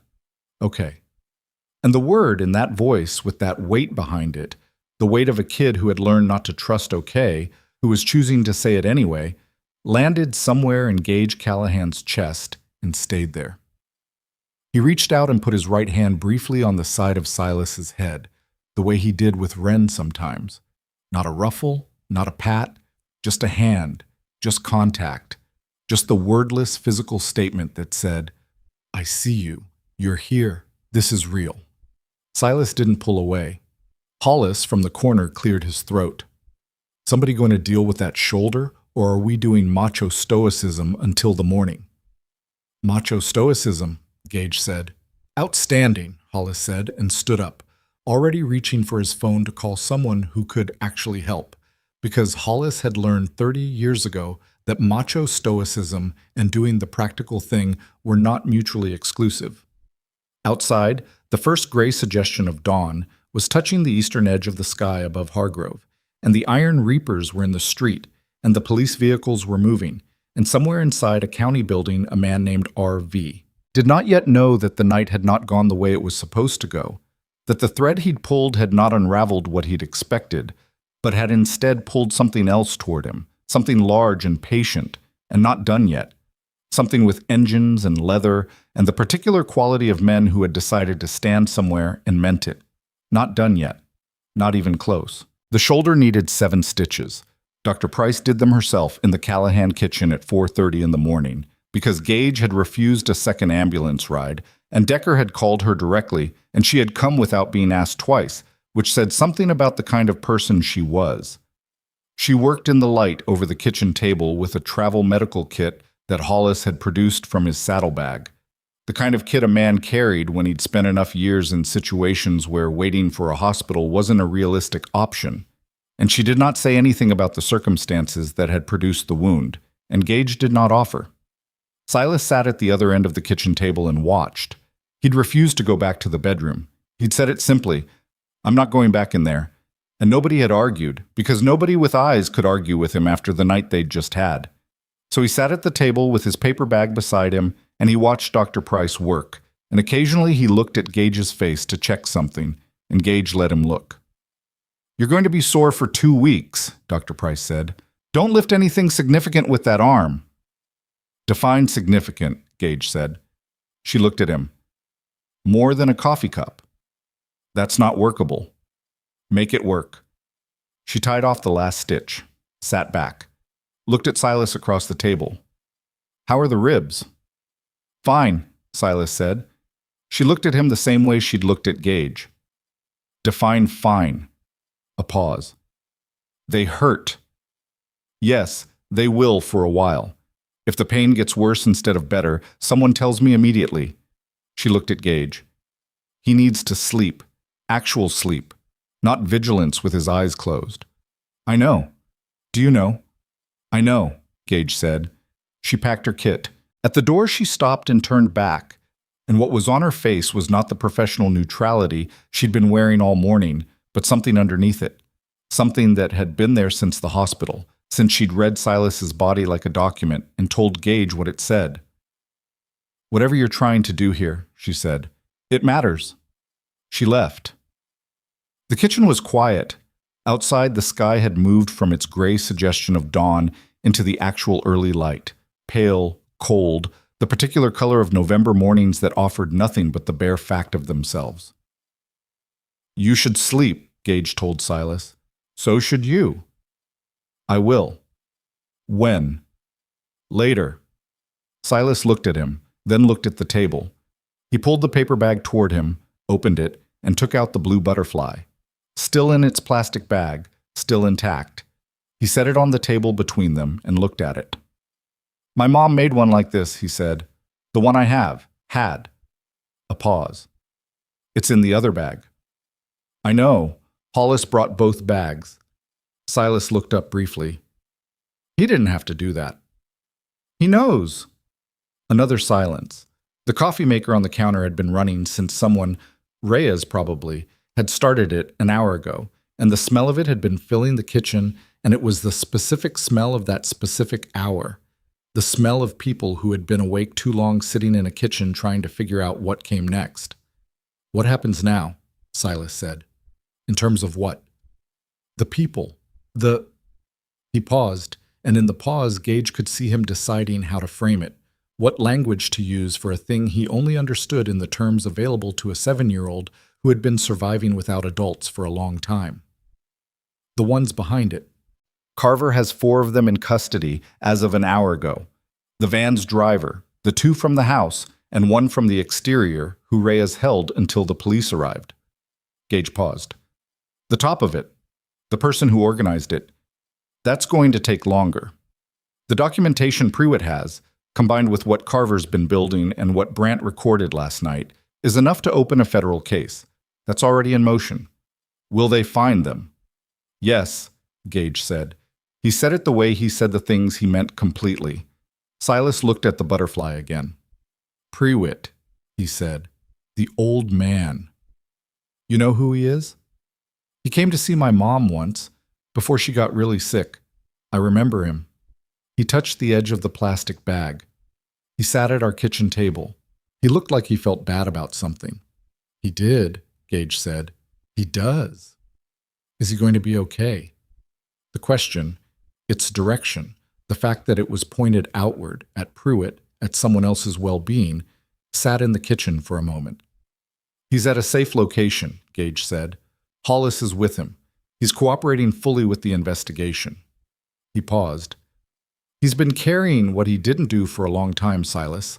That's its own kind of consequence. Silas was quiet for a moment. My mom used to say that, he said, that the things you don't do follow you longer than the things you do. The kitchen held that. She sounds like she was smart, Gage said. She was. Simple. Not a wound the way it would have been if he'd said it in the alley or in the hospital. Still a weight, but a weight he was carrying rather than being buried by. Come on, Gage said. Couch. You're not going back to the bedroom. Fine. Couch. Silas picked up both bags. Followed Gage to the living room, where the lamp that had gone over had been set back upright, and the light was on, and the room looked like a room that had had a difficult night, but was still standing. Silas lay down on the couch, and Gage pulled the blanket, still on the floor from before, over him, and this time Silas didn't say anything about it. Gage, he said, when Gage was almost out of the room. Yeah. The thing you said, in the hospital, that you were working on it. Yeah. Are you still working on it? Yes, Gage said. I am still working on it. He heard Silas settle into the cushions, then nothing. He sat in the armchair facing the front window, the way he had the night before, and this time he was asleep within 4 minutes. Sandra Oaks came back on a Thursday, 10 days later. The shoulder was better. Not fine, not yet, but better. The specific improvement of something healing correctly, which felt different from the improvement of something being managed. Silas's ribs were the same, improving in the direction of actual repair rather than compensation. He moved more easily. He still slept facing the door, but he'd stopped going to the window to check the street every time he heard an engine outside. That had been the marker Gage was watching for. Without telling anyone, he was watching for it. The window checking, the calibration of threat. When Silas stopped doing it by instinct and only did it occasionally and by choice, that meant something. Sandra Oaks sat at the kitchen table with her briefcase open and her phone face down and a cup of coffee Wren had poured for her with the gravity of a professional performing an important function. Silas was at the other end of the table. He'd asked to be there for the meeting, and Gage had said yes without deliberating on it, because Silas had spent too much of his life having decisions made in rooms he wasn't allowed into. The home study, Oaks said. She looked at her file, then at Gage, then at Silas. The home study came back complete. Background check is clear. The property evaluation was...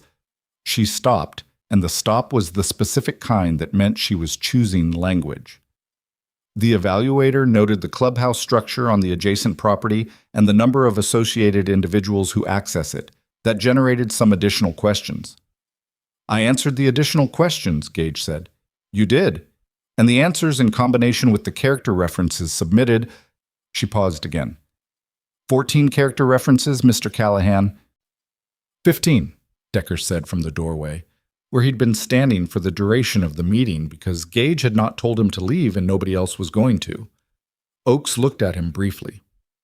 15, including 2 from law enforcement. Her expression shifted very slightly.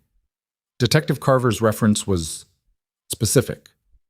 He's a specific man, Gage said. He wrote that in his 22 years in law enforcement, he had rarely encountered a private individual with a more consistent record of doing the right thing in circumstances where the wrong thing was easier and more immediately profitable. She looked at the file. He also wrote that the events of November 14th demonstrated, quote, a quality of protective judgment that most trained professionals would have been fortunate to match. The kitchen was quiet. Oaks closed the file, looked at Silas. Is there anything you want to say before I tell you what I've decided? Anything at all. Silas looked at his hands on the table, then at Gage, then back at Oaks. He didn't leave, Silas said. After the hospital. He could have. It would have been easier. He didn't. Oaks looked at Silas for a long moment. Then she looked at Gage, and something in her face that had been held carefully in professional position for the entire meeting moved, just fractionally, just enough. Extended foster placement, effective immediately, with a review at 6 months for permanency proceedings, she said. The paperwork will be finalized by end of week. Wren, who had been sitting beside Silas with her hands in her lap in a posture of such disciplined waiting that it had been costing her visibly for the last 20 minutes, made a sound that was entirely her. Not a cheer, not a shout, just a small, high, involuntary sound of relief that she immediately tried to muffle with both hands pressed over her mouth. Silas looked at her. Something moved across his face that was slower and deeper than what Wren had done. Not the relief of a moment, but the beginning of something that was going to take much longer to fully arrive. Something that had been standing at a distance for a very long time and was now being allowed to take one step closer. He looked at the table. He breathed. He looked at Gage. Gage looked back at him. Nothing was said. Nothing needed to be. The federal case broke open in February. Gage got the call from Carver on a Tuesday afternoon, standing in the garage with a wrench in his right hand. He'd been careful with the shoulder, mostly, and it had healed into something functional and only intermittently protesting. And Carver's voice on the line had a quality it hadn't had in any of their previous conversations, which was the quality of a weight being set down. RV, Carver said. Raymond Voss, 61 years old, CFO of a private equity group with interests in 3 states. We've been coordinating with federal investigators since December.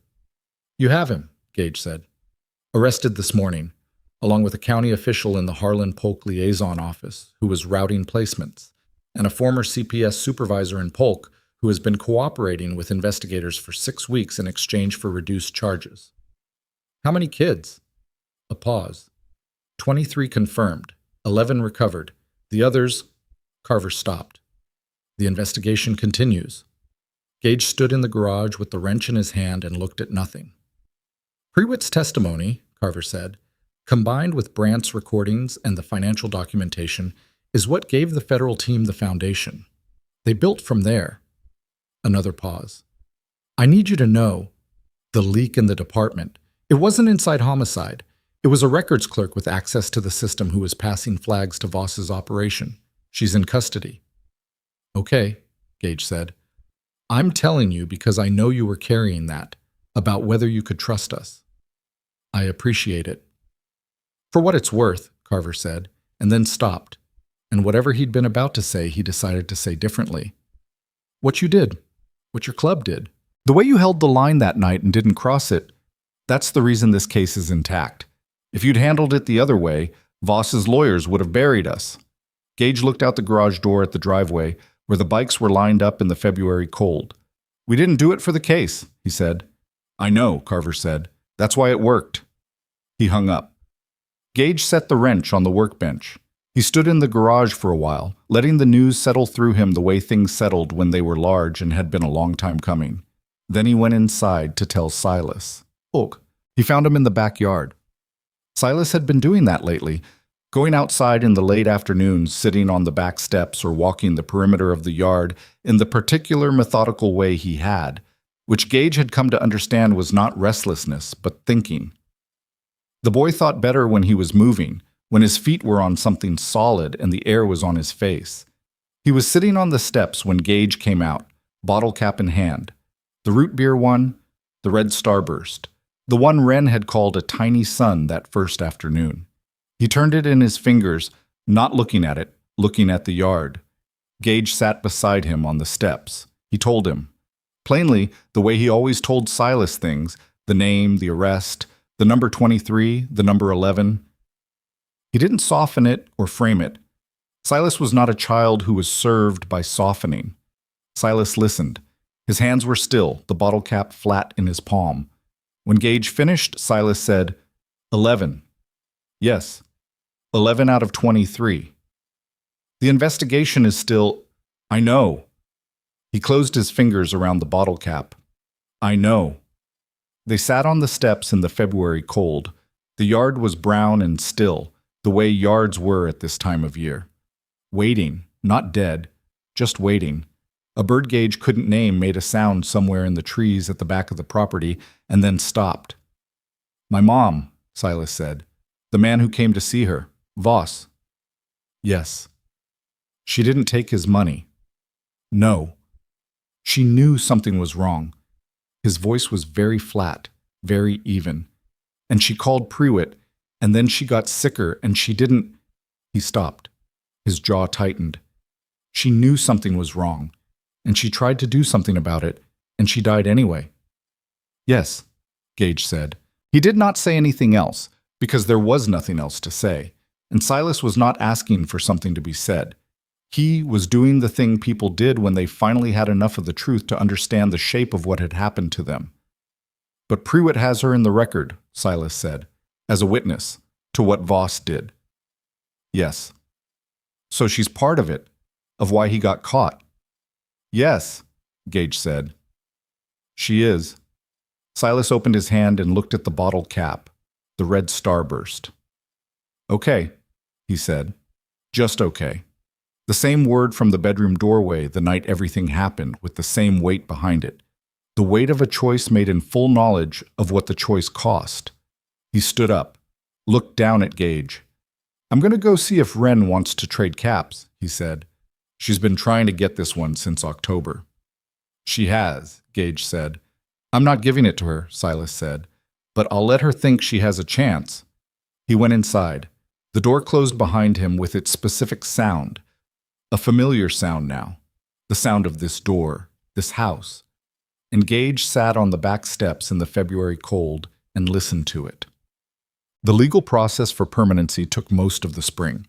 There were hearings, and there were forms, and there were interviews, and there was a guardian ad litem named Marcy Thorne who visited the house 4 times and asked Silas questions in the direct but not unkind way of a woman who had done this long enough to know what she was actually measuring. Silas answered her questions the same way he answered everything, directly, without performance, occasionally stopping mid-sentence to find a better word because he was particular about words in a way that had surprised Gage early on and no longer did. The biological relatives appeared in March.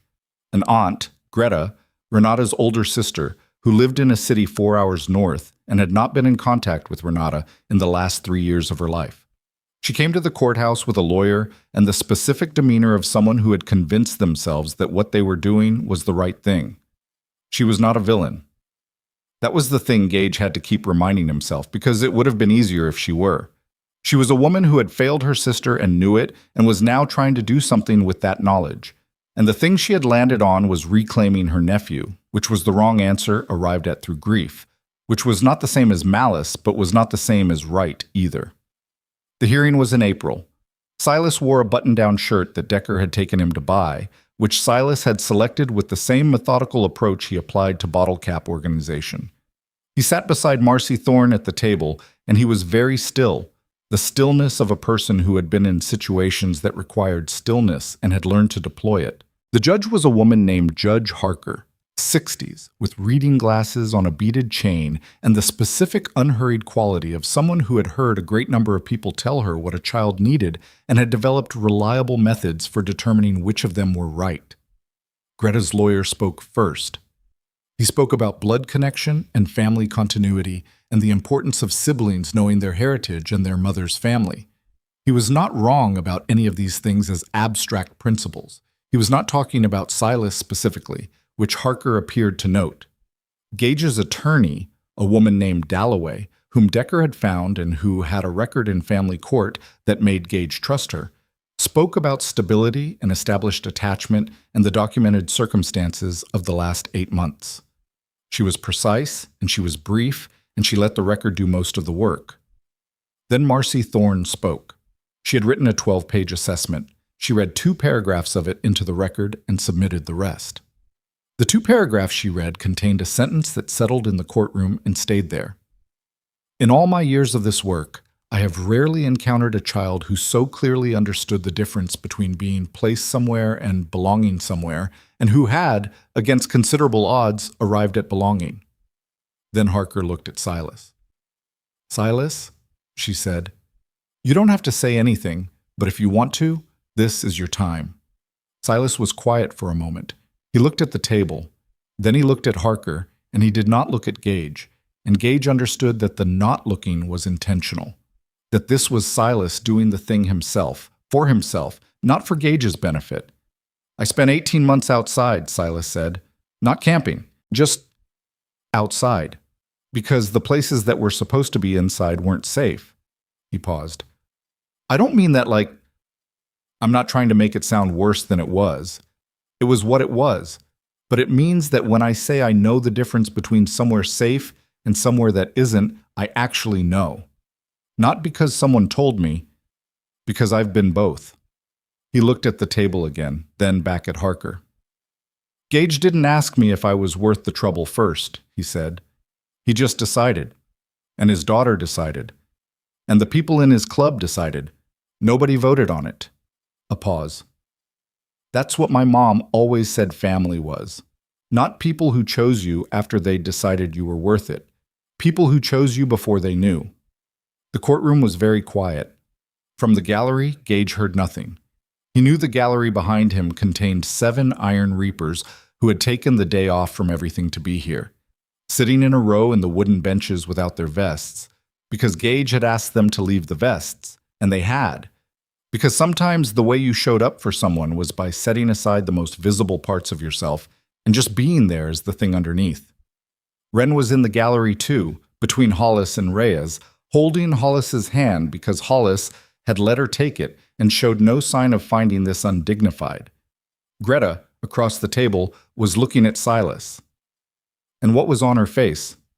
Gage could not look away from it, because it was the face of someone in the process of understanding something they had arrived here planning not to understand, not defeat, something more honest than that.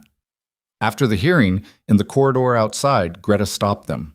Her lawyer was ahead of her, already on his phone, and she was alone when she stepped in front of Gage, and she looked at him with the direct gaze of someone who had decided to say the hard thing rather than the easy thing. "He looks like Renata," she said. "The way he holds himself. She used to—" She stopped, started over. "I'm not here to fight you. I thought I was, but I'm not." Gage said nothing. "I want to know him," she said. "Not take him. Know him. His mother was my sister, and I—" Her jaw tightened. "I wasn't there for her the way I should have been. I can't fix that. But maybe I can be something for him, if he wants it." Gage looked at her for a long moment.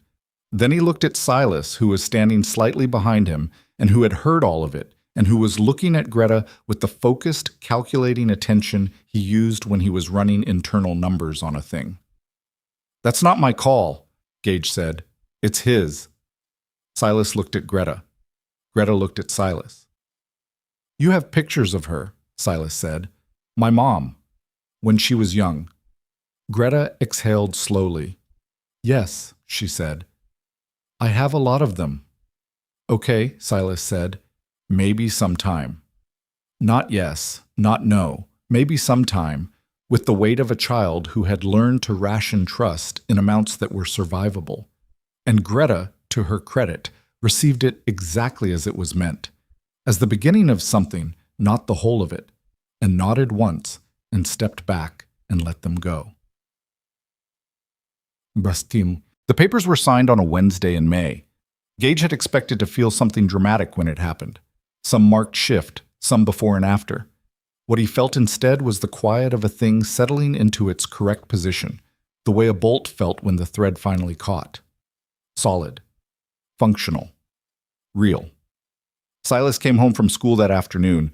He'd started in March at the elementary school on Carver Street, which had required its own process of adjustment, its own geography of early difficulties and slowly earned footholds. And he came through the front door and dropped his backpack on the floor the way he always did now, with the specific force of someone who had decided the floor was reliably there and went to the kitchen for whatever he could find. He found Wren at the table with her stones and Gage at the counter with coffee and Decker in the doorway, because Decker was frequently in the doorway. He looked at the room, looked at the papers on the corner of the counter. "It's done," Gage said. Silas looked at the papers for a moment, looked at Gage, looked at Wren, who was looking at him with her hands flat on the table in the stillness of someone not wanting to push. He pulled out a chair and sat down and reached into Wren's stone jar and picked out a small dark piece of quartz and turned it in his fingers. "I found a bottle cap today," he said, "on the sidewalk outside school." "What kind?" Wren said immediately. "Ginger ale, silver." "Silver's good." "Silver's decent," Silas said, with the critical precision he brought to all cap evaluations, and Wren made the sound she made when she disagreed with his grading, and Decker in the doorway moved his weight slightly from one foot to the other, which was the closest Decker came to expressing satisfaction. Shut. Years later, when the question came up, and it came up sometimes, at the clubhouse, late, the way things came up late when men had been through enough together to talk about them, someone would ask Gage what it was that had decided it for him. Not the night in the alley, not the hospital, not the hearing, the specific moment.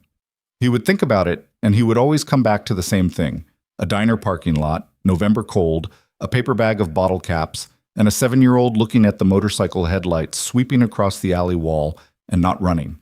Not running. That was it. A kid who had every reason to bolt, every reason that had been trained into him by 18 months of surviving a world that kept failing him. And he hadn't. He'd stayed. He'd calculated and held and stayed. Gage had thought, looking at him in the hospital afterward, what kind of person does that? He'd had his answer, the same kind that stepped in front of a knife for someone else's 5-year-old. The same kind that woke up from surgery and asked if the other person was okay before asking anything about himself. The same kind that told a judge, in a quiet voice, that family was the people who decided before they knew. The same kind, it turned out, that the Iron Reapers had always been looking for without knowing they were looking. Tick. Silas was 15 the first time Gage put him on the back of a bike. Not riding. Not yet. That was a different conversation for a different year, but on the back, passenger. The summer evening ride that Gage took every Thursday out the county road and back. The one that was for no purpose other than the ride itself. Silas had asked. He'd waited until Wren was inside, which Gage noticed, which meant he'd wanted to ask without an audience. He'd come to the garage where Gage was checking the oil, and he'd stood in that particular posture he had.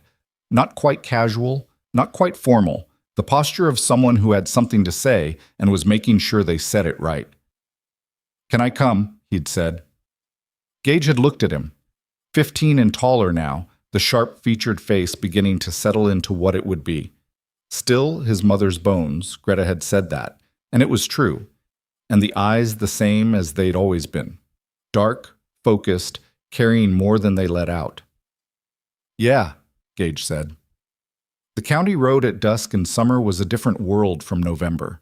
Everything was open, the fields on both sides going gold, the road straight and long and the light coming flat and warm from the west, and the Harley under them with its sound that was its own language, the language Gage had spoken for most of his adult life. He felt Silas behind him, felt the shift when he relaxed into it, the moment the tension of the unfamiliar became the ease of the thing itself. They rode to the far crossroads and turned back. The sun was below the horizon by the time they got home, and the sky was doing what skies did then, going deep blue-purple. The first suggestions of dark in the east and the last of the light at the edges of everything. Silas got off the bike, stood in the driveway. His hair was a disaster from the wind, and he was making no attempt to fix it. "Again sometime," he said. "Whenever you want," Gage said. He went inside. The light in the kitchen was on, Wren home from wherever she'd been, making whatever noise she was making, and the house had its sounds, its familiar evening sounds, and Gage sat on the bike for a moment in the driveway before going in, listening to them. The engine ticked as it cooled. In the garage, the bikes stood the way they always stood, patient, permanent, pointing toward whatever was next. The alley behind Mercer's roadside diner was the same and not the same. Same dumpster, same chain-link fence at the back end, same creak in the diner's service door when the kitchen fan shifted direction. Different year, different temperature, the particular stillness of an evening in early fall that hadn't decided yet whether it wanted to be warm or cold. Silas was 17. He'd driven himself here in Gage's truck, borrowed, with permission, with the specific permission of a father who'd been told where he was going and had said okay in the way that meant he understood why. He stood at the alley mouth and looked at the broken pallet. It wasn't his pallet. That had been long gone, but a different one. Same position, same function. The coffee can was gone. The asphalt had been patched once and cracked again along the patch line. He almost missed the kid. Small, sitting with his back against the dumpster, not on the pallet, but beside it. The position of someone who'd learned not to use the obvious spot, which meant he'd been sleeping rough long enough to have developed a preference for variations. Dark coat, oversized, safety pinned at the collar. Shoes that were wrong for the season. A jar with a metal lid, held in his lap with both hands. The kid looked up when Silas's shadow reached him. He was 10, maybe. Hard to tell. The months of outside took something from the age reading. He didn't run, he watched. Silas crouched down, put himself at eye level, which was something Gage did. Something Silas had internalized without deciding to. "What's in the jar?" he said. The kid looked at him for a long moment. Looked at the jar. "Stuff I found." "Good stuff or just stuff?" A pause. "Some of it's good." Silas reached into his jacket pocket. He'd put the paper butterfly in there at the house before he left. His own, his mother's, the original.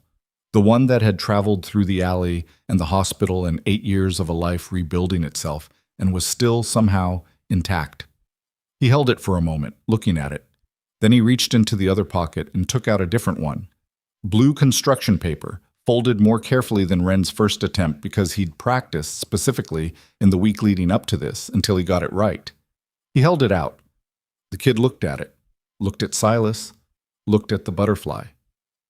"Take it," Silas said. "It's for keeping." A long pause. Then the kid reached out and took it, carefully, the way you took something when you'd learned that things could be taken back. "My name's Silas," he said. "I'm going to get you some food, and then I'm going to make a call, and some people are going to come, and they're going to look like—" He paused. "They're going to look kind of scary. They're not. They're just—" He thought about how to say it. "They're the kind of people who show up." The kid looked at him. The jar was still in his lap, both hands on it. "Show up for what?" he said. "For you," Silas said. "That's the whole thing. Just for you." He stood up and took out his phone and called home, and Gage answered on the second ring the way he always answered. No greeting, just present, just there. "I found someone," Silas said. A pause on the line. Not surprise. More like a man hearing something he'd been expecting in some form for some time. Something that was both new and not new. Both this moment and every moment that had built toward it. "I'm on my way," Gage said. And in the distance, still far, but coming the way they always came, the sound of Harleys on the county road, heading toward a diner, heading toward an alley, heading toward a kid who was holding a paper butterfly in a jar full of found things, and beginning, for the very first time, to consider the possibility that found was enough. That found in the right hands was everything.